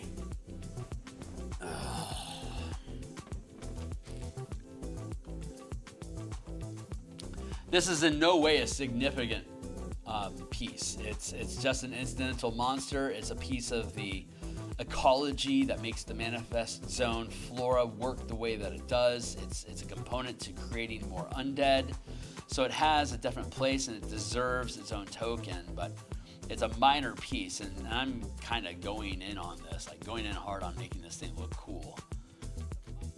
Which is that's a late stage product flaw that I have, which is the further along in development we get on the piece, the more intricate and involved I want to make my production pieces, my illustrations and maps and stuff like that. It wants to. I keep trying to evolve it into something more complex, because that's how creation works. It evolves into more complicated forms, and I have to be very mindful of that, to make sure that the illustrations at the beginning of the of the project are of equal value and good quality as the ones at the end of the project, because my skill set, especially this, I've been working on this specific project for 620 episodes of at least an hour and a half each. and at least double that time alone, offline, doing adventures and writing and page out production. I have easily dropped 3,000 hours into this project alone. And that is a large amount of time and plenty of production cycle for me to actually improve the quality of my art over time. When you do a long-term project, that is a risk, that quote-unquote risk that you run, is that your level of quality upgrades mid-project. So the pieces at the tail end of your project legitimately look better than the pieces at the front end of your project. And I'm aware of this. This is the third project that I've ran that took long enough to produce that I've seen a noticeable improvement in the quality of my skill overall. So I'm learning to not go too hard in on detail at the beginning of a project, because by the time I start finishing at the end, I'm going to want to go back around to the front of the project where I started and upgrade that stuff so it can at least compete with the late stage stuff. So that's what we're experiencing right now. Basically tokens were some of the first things that we did in this project, and I let them sit for 500 episodes. And now we're back to the front of the document because we're damn near done and having a chance for us to have another go at some of the pieces that could stand some updating at this point. So I don't have to begrudge it. I have to recognize that's the process. If I'm angry at the process, it doesn't change the process. It just means that I'm not encouraging the process to do what it needs to do. I'm getting in the way of myself.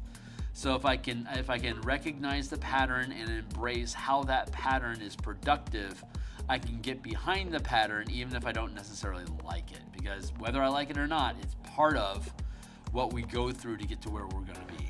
And I've gotten there often enough to know it's just part of a process and that I have to be okay with it for me to be able to complete the piece that I'm in. And I think that's a big factor for a lot of people is they start hitting that wall and they're like, why am I doing this? It's becoming a pain in the ass. And then they let it go because they didn't really care if they completed it or not, which is fine. Not every project you start are you supposed to complete, but understanding the movement of energy in the creative process is what helps guarantee that if once you notice that movement, you'll be able to complete the piece. Because you're inside the flow with it, and the flow is going to move forward, always moves forward.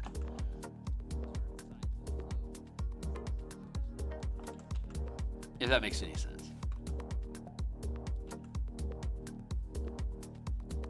So we're making these big dark bands, and we're going to end up putting like this glowing viridescence inside of these bands. So these black paths become basically like, grab this.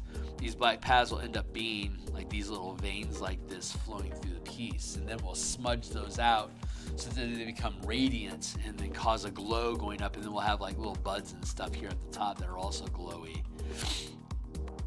So I'll probably want to put a dark mist background so that the buds can show more. Like this isn't that's some contrast, right? But it's not nearly as strong as that is. So I want to have a dark backdrop so that viridescent glow will pop more in the piece, like in the composition, which is going to add a little bit of time, but it is what it is. It's going to be what it's going to be regardless of whether I want it to speed up or not. So let's erase this line here because I'm feeling this thing flowing across like that. And even that I don't necessarily like. Let's curl this around more like this. And then have this bend into it here. That I like better. That I like better. Let's keep curving this around.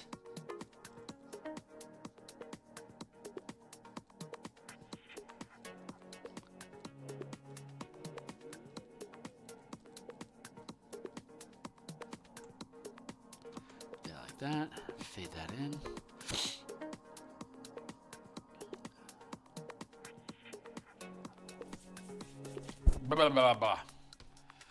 Not liking that line. I'm going to get rid of that again. I can feel an energy here. So I'm going to erase this. I'm going to let this curve around here and pocket into that.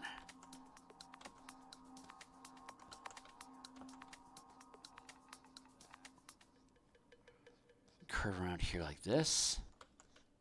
So thanks a lot for anyone that's clicking into and checking out the work that we're doing here.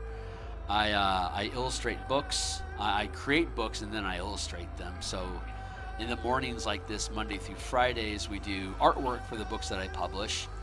And then on Mondays and Thursday nights, as well as Saturday mornings like tomorrow, we design the books, like the rules and mechanics of the games and stuff like that. We build all that stuff out into a book, and then all the spaces that are left open amongst the text and diagrams, that's where all the illustrations get dropped into. So we design the book, we build the book, we illustrate the book, we then publish the book, and we use the book along the way to play the games these books are designed to provide solutions for. So we actually test all the books that we actually publish here, and if they play well, we know we can publish them. I feel like I want to do this. Nah, that doesn't quite feel natural. So let's get rid of that. Let's maybe we can build a band like this. That feels a little more natural.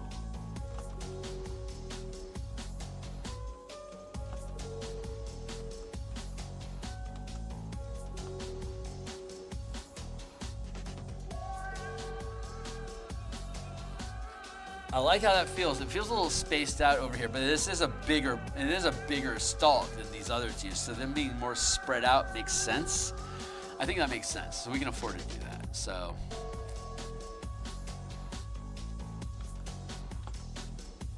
build accordingly. Curve this out, and if anything else is going to crop up along the way, then the more the merrier. But let's put this. Yeah, we can see like there should be a barb here. That makes sense. Take this and spread it down and smudge it in.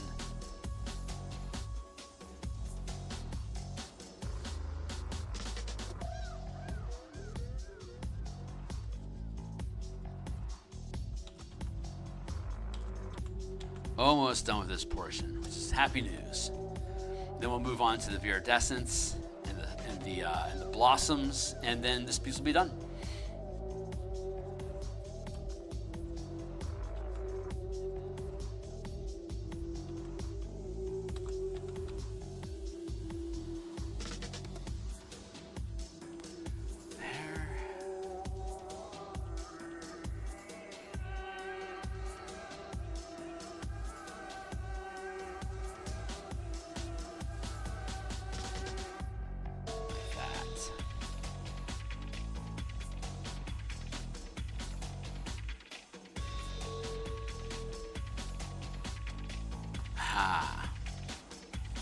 There we go. Yep, I'm liking this.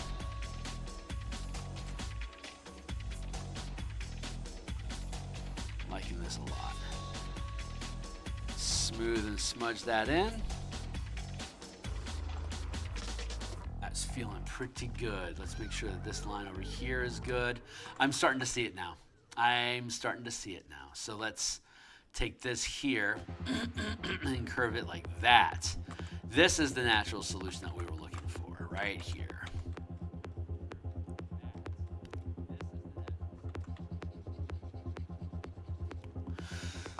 Put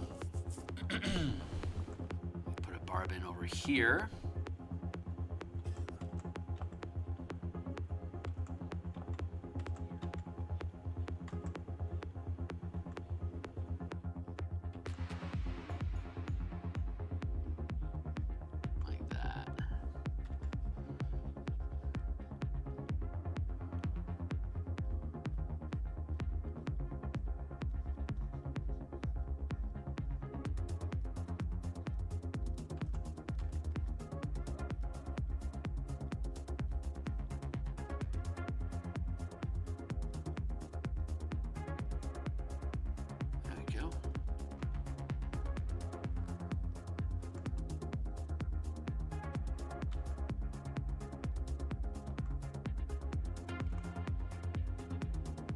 feels pretty good.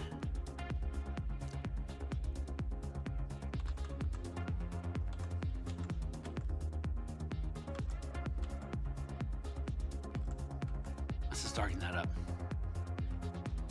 Just because. Just because it feels right. That's why we do everything here. We do it because it feels right. Not much else reason to do something.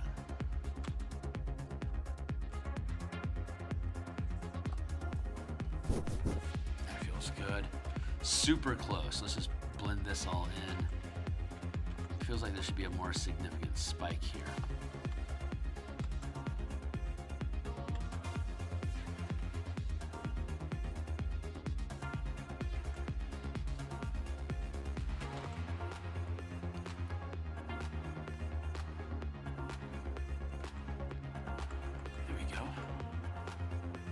What happens if I erase this and instead do it like that? Well, it looks better.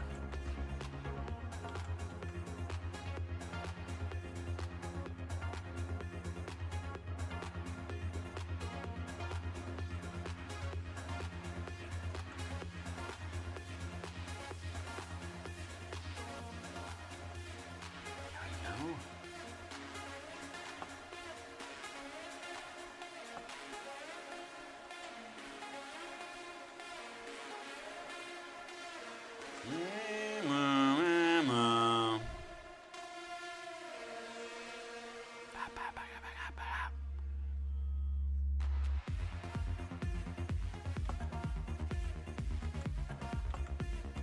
I love my music.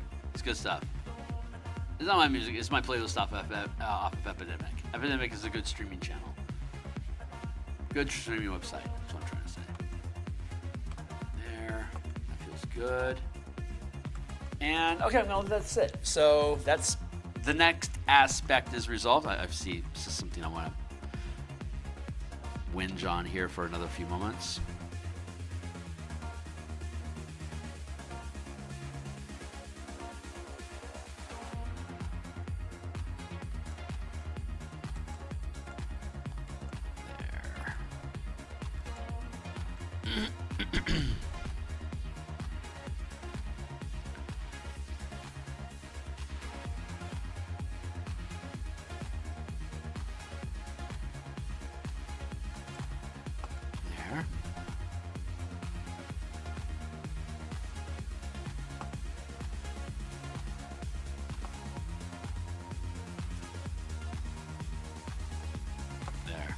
Like that. That feels pretty good. Yeah, that looks pretty cool. I like it. Okay, cool. So that's that portion. Now we want to add in the viridescence.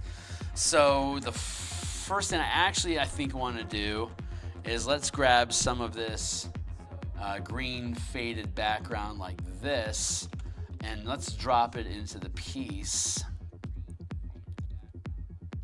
Not every piece needs a backdrop. But here, I don't think it's going to hurt anything.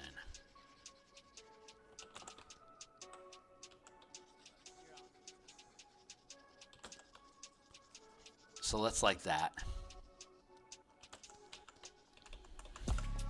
We're going to increase the size of the brush, and now we're just going to smudge it around.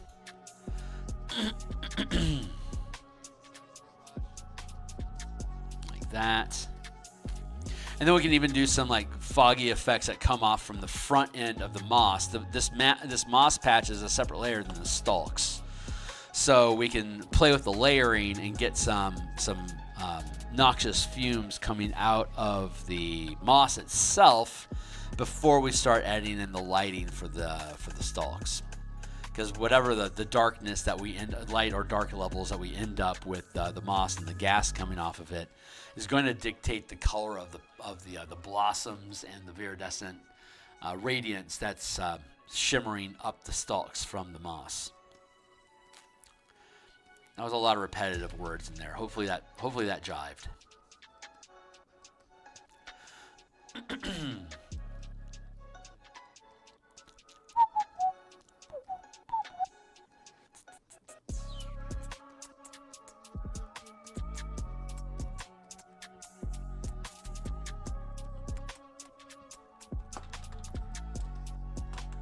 Yeah, this is looking pretty good. I'm going to drop the opacity, drop the strength of that smudge brush a little bit so I can blend it in a little bit more cloud-like, you know, Bob Ross style. Bob Ross style.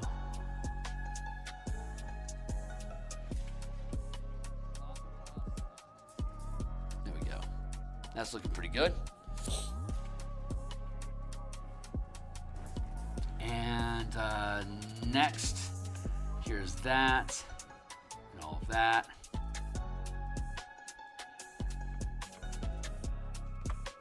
There. That's that. These are the let's take these stalks and add them into their own layer like that. Stalk, moss,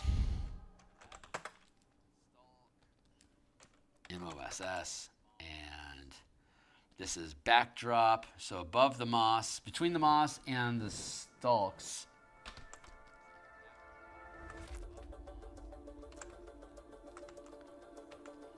there's going to be some fadey smoke-like effects like this.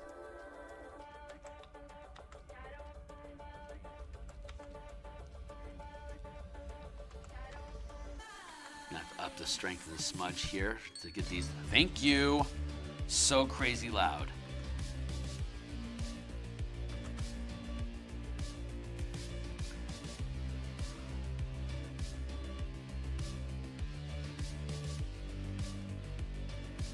That. Let's get this ip going on up in like this. Up and here, up and here. I'm going to drop the opacity a smidge just so it can show as part of the mass whole. The whole mass of it. Weird. Words. English. Cheers.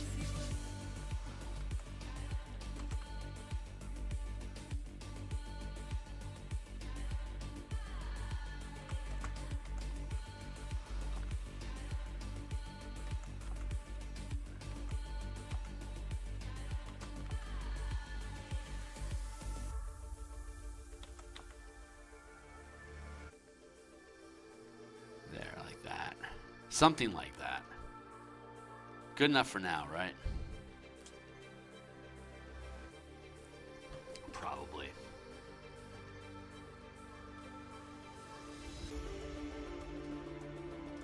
There. That feels pretty good. And that gives us some decent light background so we can have blossoms that are glowy.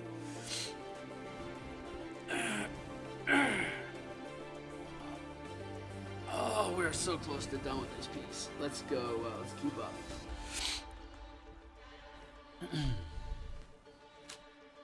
Let's crank this green up.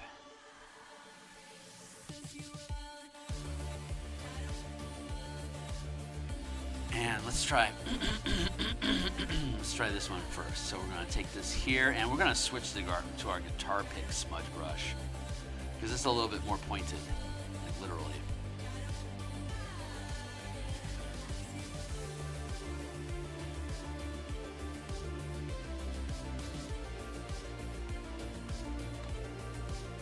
Kind of how I imagined this would work.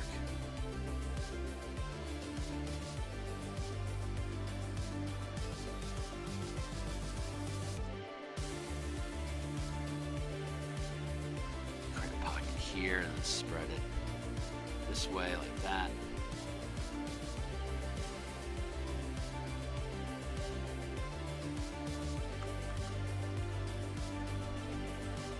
This will probably end up looking cool when it's done.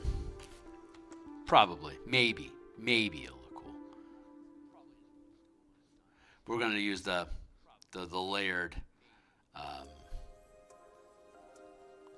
Gaussian blur effect to create the radiant the radiance of this. The plant's radiance. Words.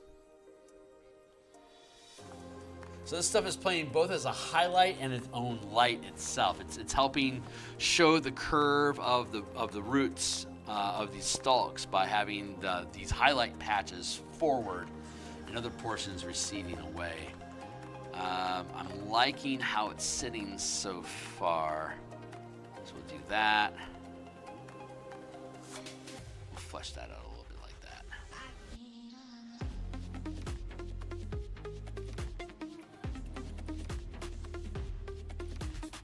It's starting to look pretty cool, huh?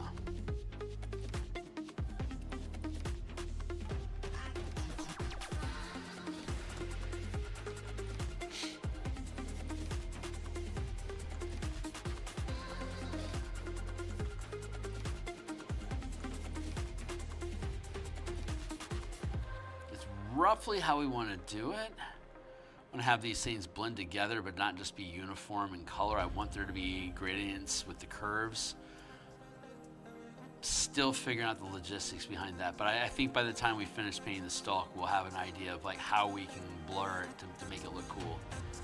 And I have confidence in that. I have high confidence in the success of this piece. It's almost done anyway, so it's not like I would have gotten this far with it if it was a flawed composition. But on top of it, the execution of technique has also been pretty good. So this is a decent piece that we've been working on overall. We started it at the beginning of the session like 3 hours ago. Yeah, 3.5 hours ago. Oof, we're running out of time.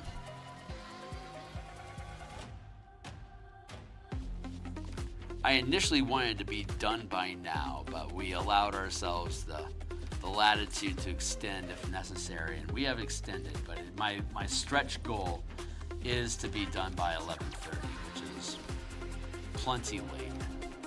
Plenty of time invested.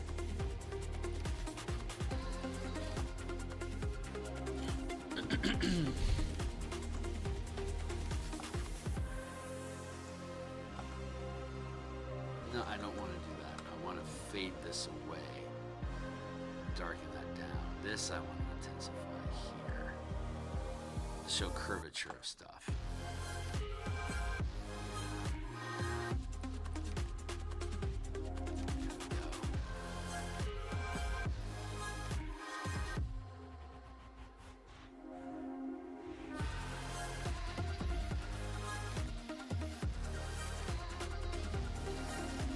Go.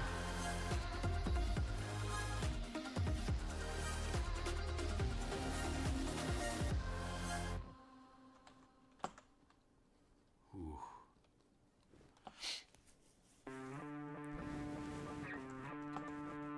Let's do that. Up here.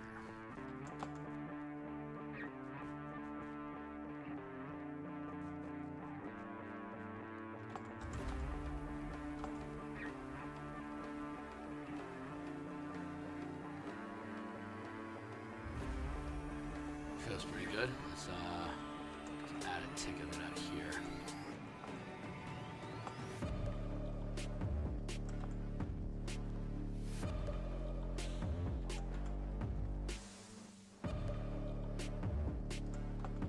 There.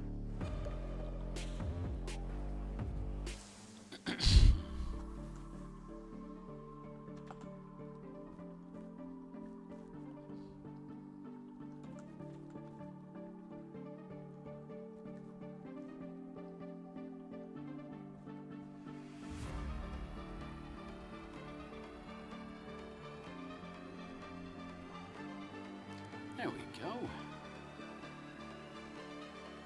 Luckily, I knew how this one was going to flow, so I wanted to do the larger one first so that we can get the biggest one out of the way, and so we have less and less work as we have to go across the page. So sometimes I want to start with the least detailed or the smallest piece first to set a tempo and to set a template.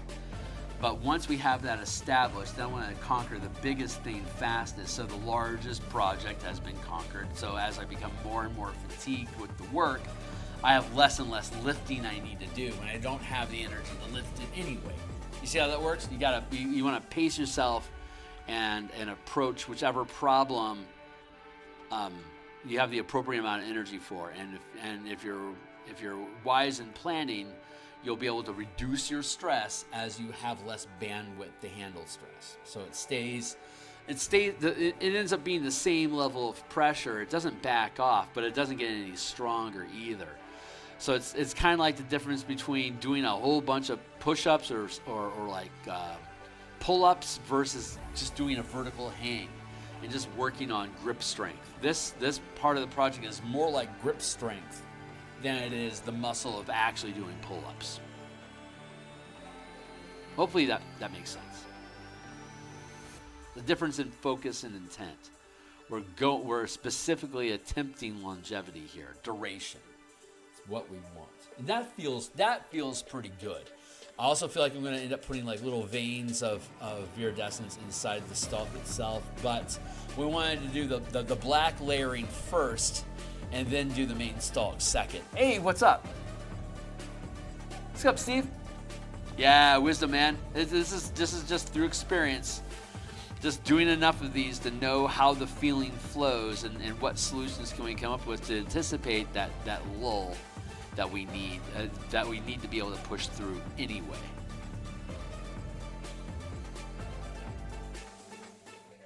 That feels pretty good. It's not we want to take this and bring this down here and then here.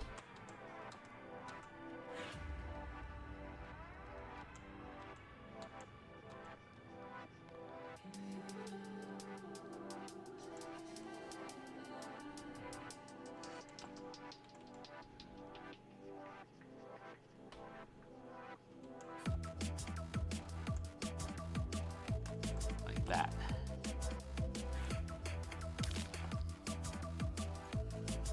That feels pretty good. We'll do that. How you doing today, Steve? It's good to see you, my guy.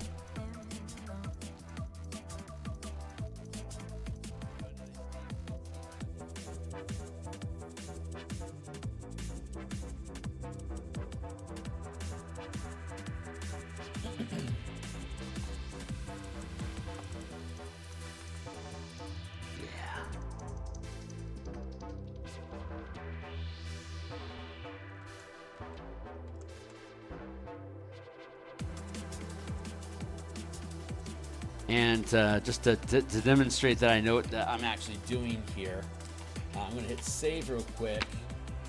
We're going to go into here. We're going to duplicate this layer, and we're going to take it, and we're going to filter, blur, Gaussian blur.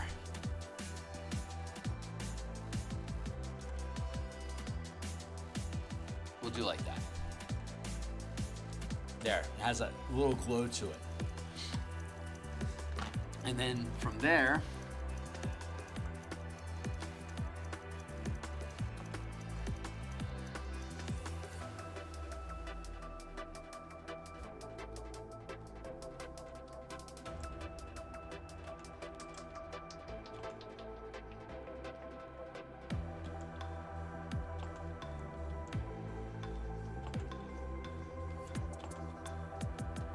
something like that.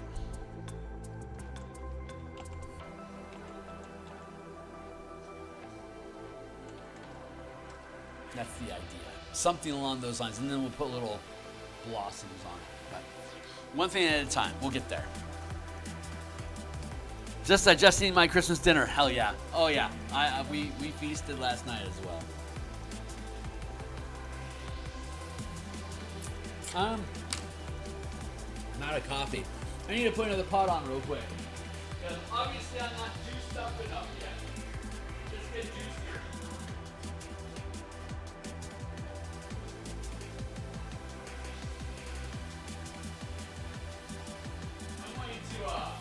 I'm taking a real quick momentary break here. Let's do some bio so I can sit back down and finish this piece.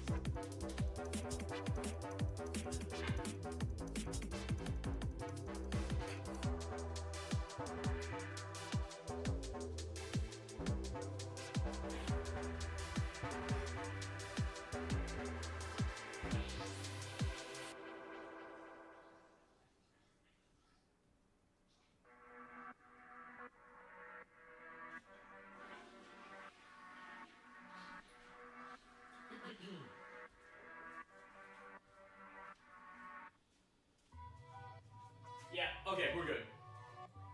We're good. So I got some fresh coffee brewing. We should be able to finish this piece out. I think I've got the fortitude to do this. So we already did the big one, so now all we have to do is these little ones. We can do that. We can do this. And when that coffee comes on, I'll grab a bit of that to help give me some liquid strength. I'm still working decaf though, but the placebo effect. I've been a caffeine addict for decades, and I finally kicked the habit just so I could prove that I could. Is basically why I did that, just to prove that I'm not a slave to the coffee bean forever, that I can function without it. And I'm certainly proving that I can. I'm very proud of that. But at the same time, I love the ritual of coffee. Just like I love the ritual of going out and standing in the cold smoking cigarettes back when I was a smoker. But that's changed over time, and I'm happy to not be a smoker anymore. But I miss the camaraderie and the ritual that went along with smoking. So that's something that's a culture shift that you end up going through. Same thing with coffee. I still get the emotional kick and satisfaction of drinking coffee, even though there's no actual caffeine inside of it for the stuff that I drink right now. I'm gonna hit save because I just saw my lights flicker for some reason. That always terrifies me. So when I see a panic like that, I take to the reflexes and hit the save button to protect my shit from disaster. I used to not save enough and I'd lose work, like the system would crash or something would become unstable and I'd lose work. It's like, ugh, it's easy to get into a muscle twitch thing of just hitting save all the time as you're moving along your piece just to safeguard yourself.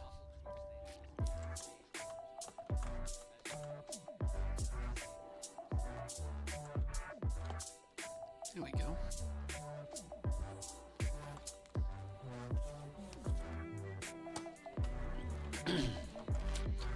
Almost there. Stay on target.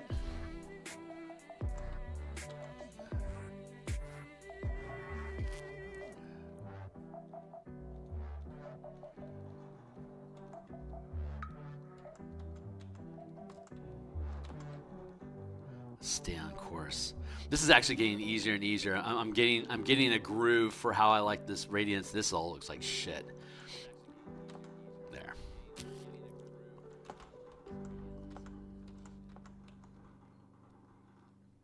I know what I'm doing, he says as he frustratedly destroys everything he just did.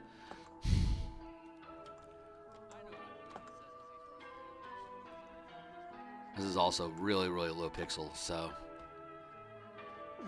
the tools I'm coming at this from are stronger than I probably need to use. But the pixel size, this is really, really small pixels at this point, so there's not a lot of flexibility in the size of the tools that I use to accomplish this particular rendering. But we're getting it figured out. There we go. There we go. Very good. Very good, very good, very good. Very, very, very, very good.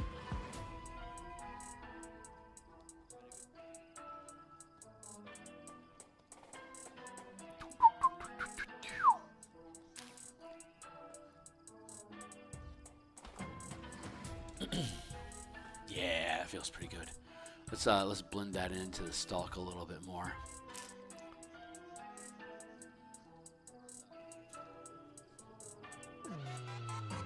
No, that feels good. I like that. We can grab a shot of it here.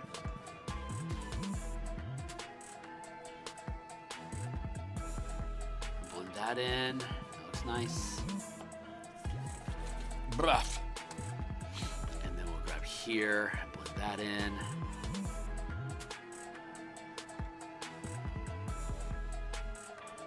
And then I think that's all I'm going to do on this one. Get that resolved.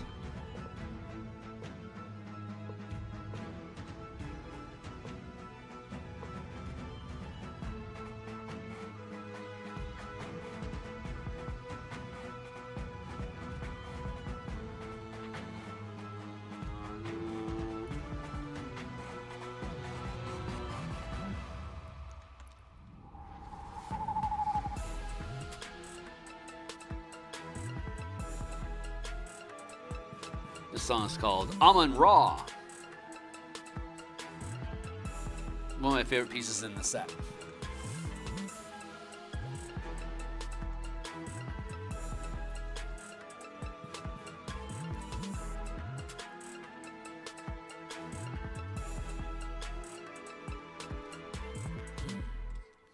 That feels pretty good. Let's move on to the next one.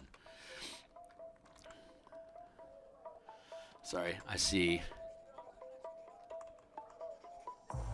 a need to resolve here. Blend that in a little bit better.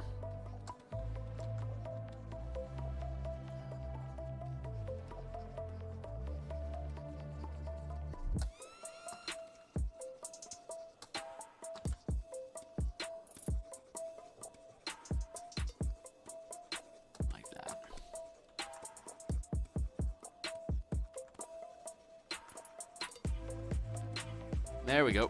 Beep, beep, beep, beep, beep.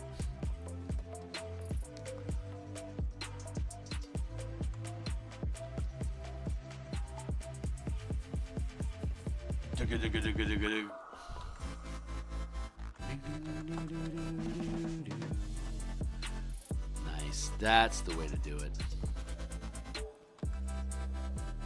Little streaks like that. A little noxious mist rising up from the moss. God damn, you're loud. What is it, 11 o'clock? 10:45. We're doing great. We are doing just fine. This looks like shit, so let's fix that. Thank you. It's a little better.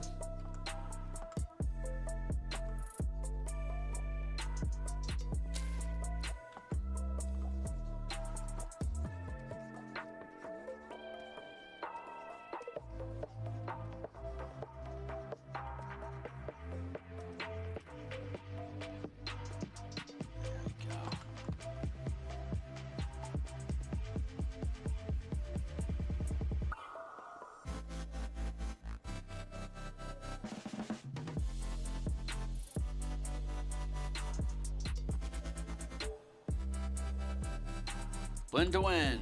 Good.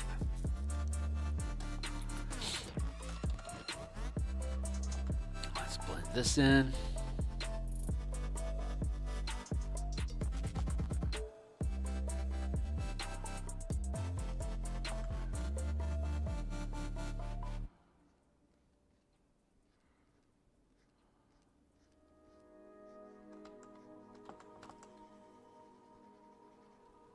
Good.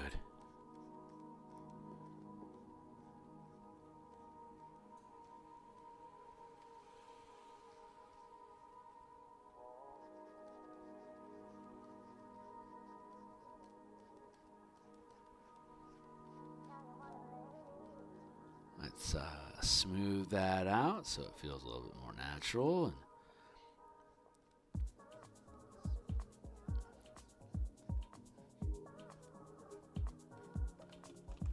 now, I specifically don't want to saturate the entire, everywhere there's these black lines, I don't want them to be highlighted. I just want it sparingly just to be able to make little pops. That big thorn there, I don't think I actually want to impact that. I think I actually want to put it in down here. Like that. And we'll let it fade out into here. That feels more appropriate. Then we can put a streak up here, like that.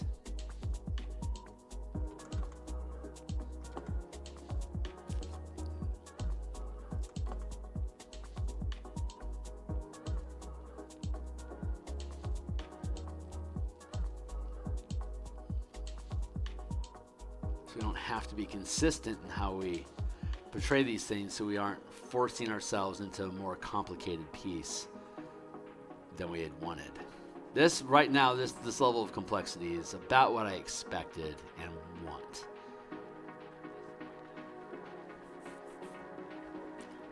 Let's do that.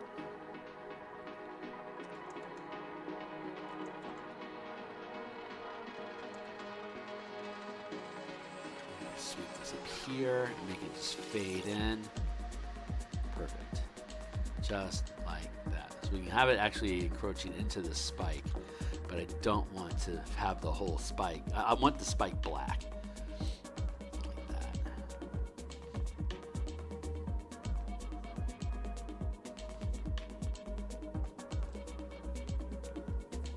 God, that looks cool. Super cool. Very happy.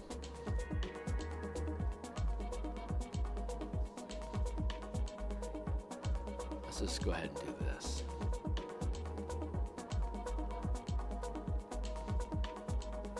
It's not what we had planned for this piece, but it's what feels good. It's what feels right. So that's why we're doing it. It feels right.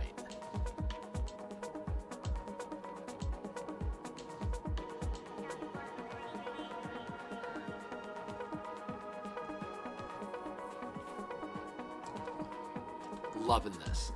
I'll put a pocket up here and we'll just disperse that out.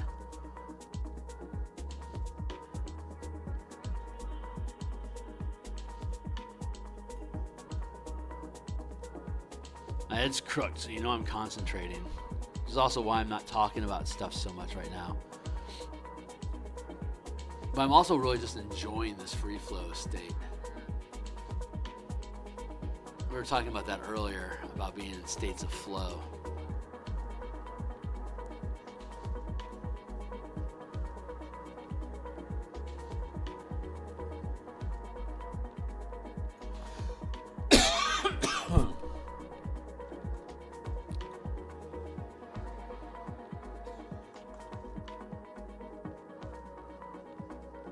That feels good.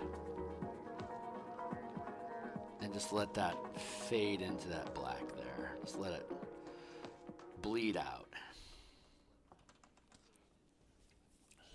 Now we have some really interesting shapes. Add a little bit into this one up here. A little bit more over here.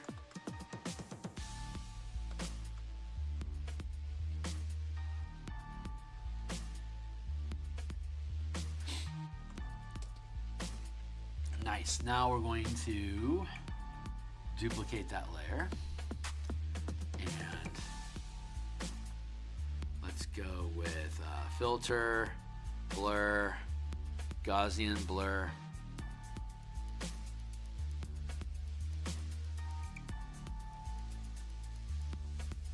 That feels about right.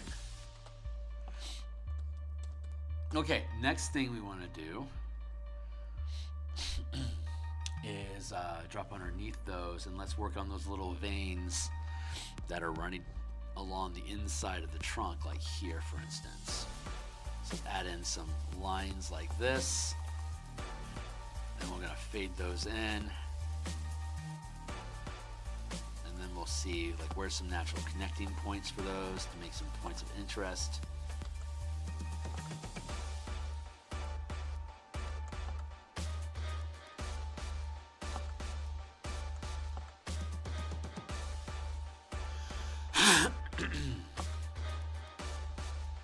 Sort of think like a wood grain sort of vibe, but not quite. I'm not sure exactly what it's supposed to be, so I'm just going to drop in a bunch of lines and smudge them around a little bit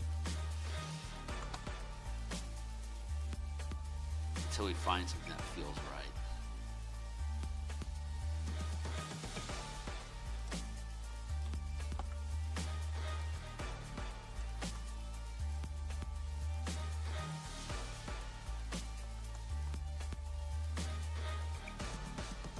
Do it like that. Let's see if we can make some common shapes out of this.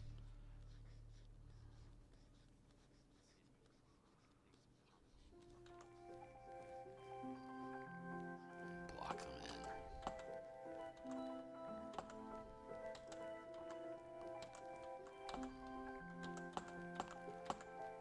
That.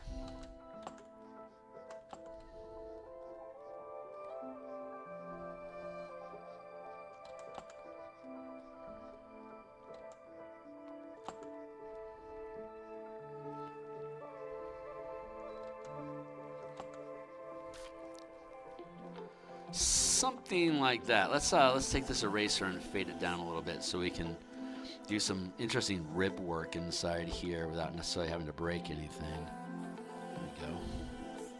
Something like that.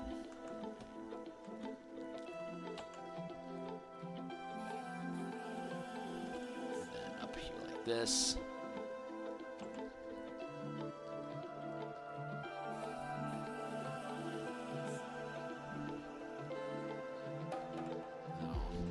That out. Let's hit 100% so we can erase that all out straight. There we go. Like that. And here. Just don't have to be too crazy with the lines. Just want to have them in here. Just have them noted. Create some flow.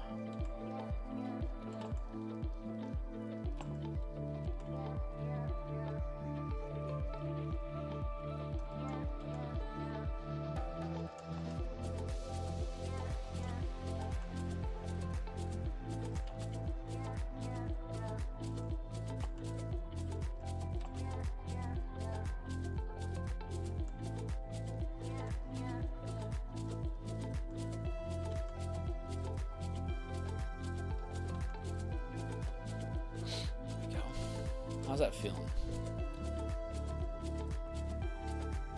Yeah, if we drop it in a little bit more, that actually feels a lot more realistic. So we'll go with that 50% mark. Let's just do what we're doing, and then we'll drop the whole thing to a 50% opacity when we're done to have it fade into this stalk in general. Yeah.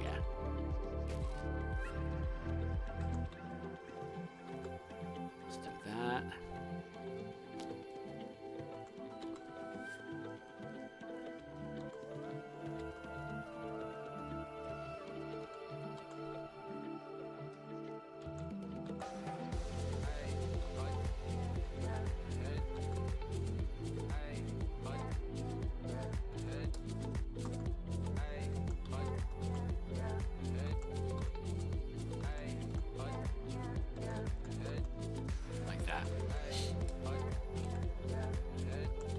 Same thing here.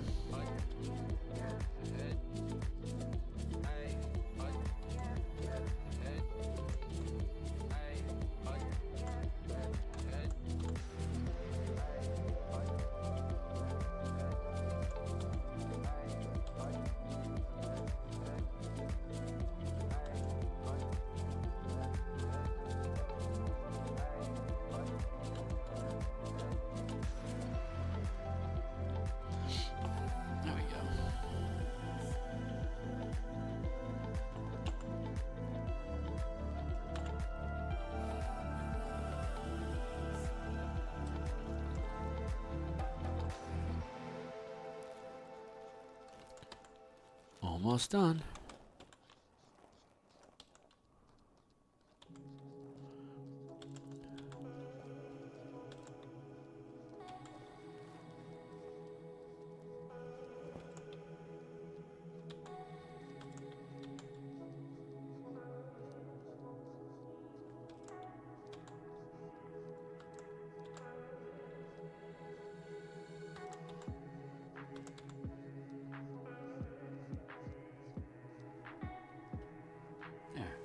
This and drop it down to about 50%. There we go. Now it's all faded nicely into the trunk.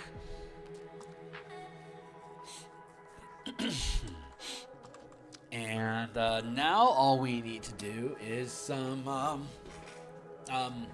flower buds.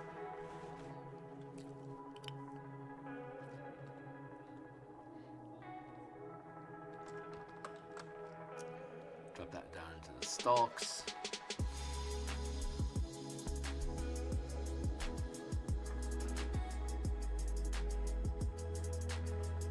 All right, so we're gonna go back to our black.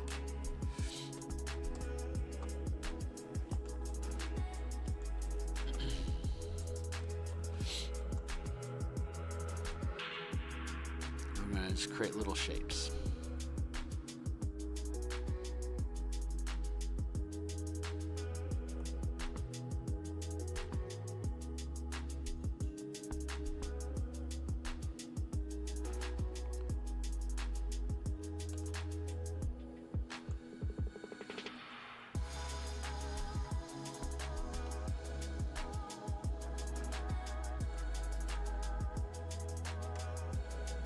I'm just gonna copy and I think spam this around the page a little bit.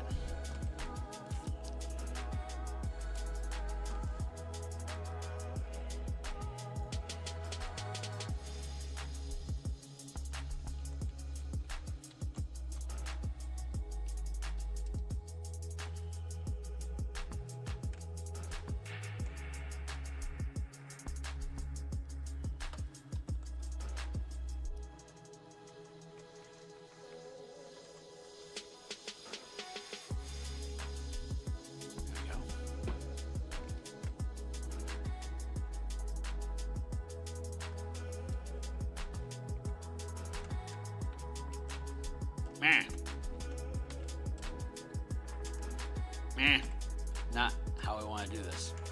Copy. Thank you. Paste. Free transform. Flip horizontal. Go to tilt. A little bit more. A little bit more. Thank you.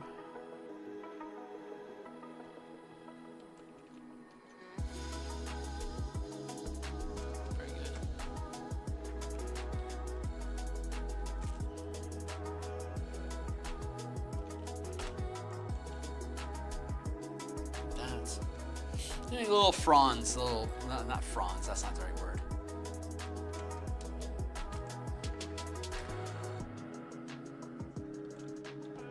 Little blossoms. Blossom is the word I was looking for. Transform, flip horizontal, rotate. There we go. Transform.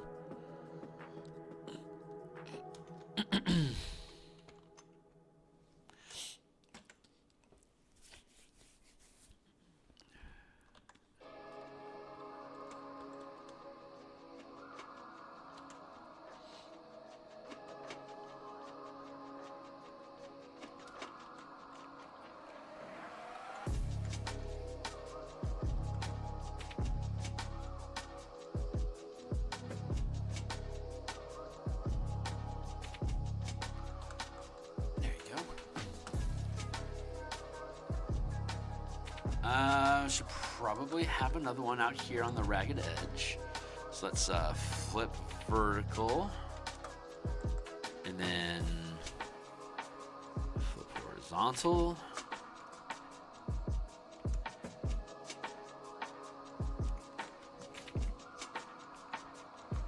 There, like that. And then we want to third one out on this front here, so we're going to flip horizontal and then give it a twist. Like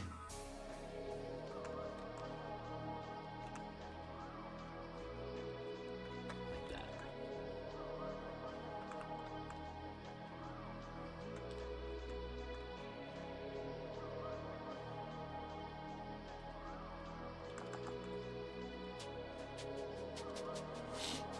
I'll probably want 5 on this one because it's significantly larger. So let's put one there.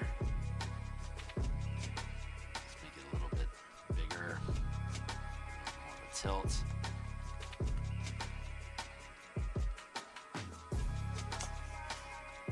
And then a final one here.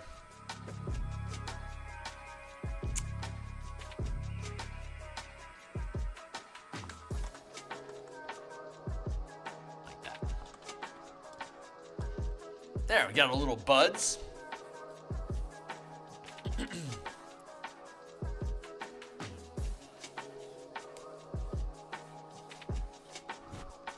One more. 2 more for the boys.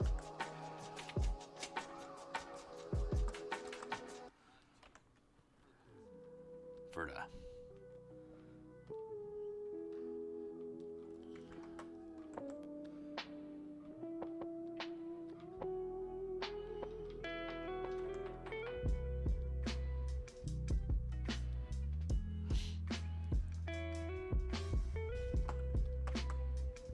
Bip, bip, bidoo.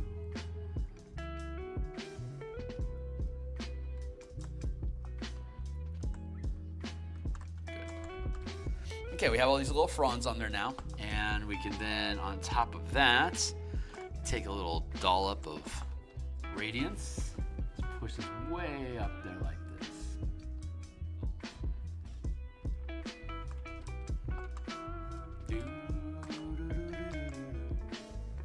We're just gonna drop a little nugget in the middle there.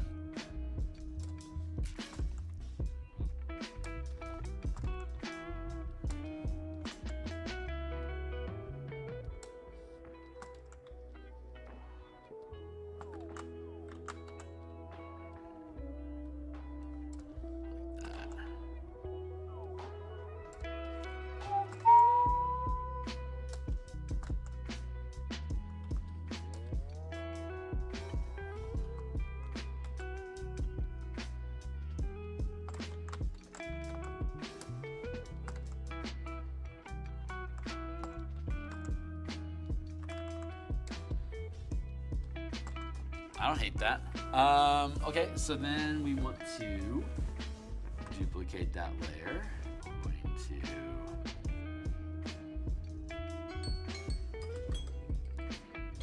Thank you.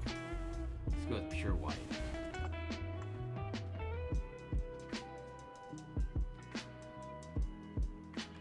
I'm just going to drop a little white dollop in there. We'll then be able to zoom in.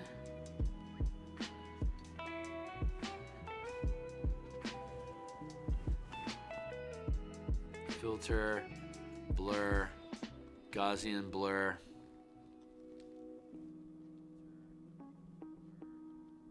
We can't have it too much because they're really small spaces, so they can't have too much dispersion of the pixel, otherwise of the light, otherwise it just kind of fades out. But I think I'm content with that. So we're gonna go ahead and call that our Vulpina Creeper, and be content with it. So that's gonna be it for our stream for today. I'm gonna go ahead and cut out of here. Hey, it's 11 o'clock. We did pretty good. It's a 4-hour block of time that we spent this morning. God, it felt good. Got this piece completed, and we are going to, we'll be back on Monday. We'll be back tomorrow morning to work on more martial powers and the Mage Tower, basically combat, the combat and rugby encounter that we build for Strixhaven matches. And hitting the save button here. Yeah, I'm pretty happy with that. All right, guys. I'll see you tomorrow morning. I'll be back on Monday morning and Monday night to work on more Spelljammer, Eberron, Bastion, Mecha Kaiju campaign. And then we'll have Wednesday off, and then we'll have Thursday as a holiday. We'll spend that with family and be out of here. And then on Friday, I'll be back on the stream, and then Saturday again next week after tomorrow. We're gonna get stuff done. So that's it for now, guys. I'm gonna kick out of here. Thanks a lot to everyone that's been participating and hanging with me during this process. This has been a lot of fun, and I'm really happy with how this is turning out. So I'll see you guys later. Thanks a lot. Bye.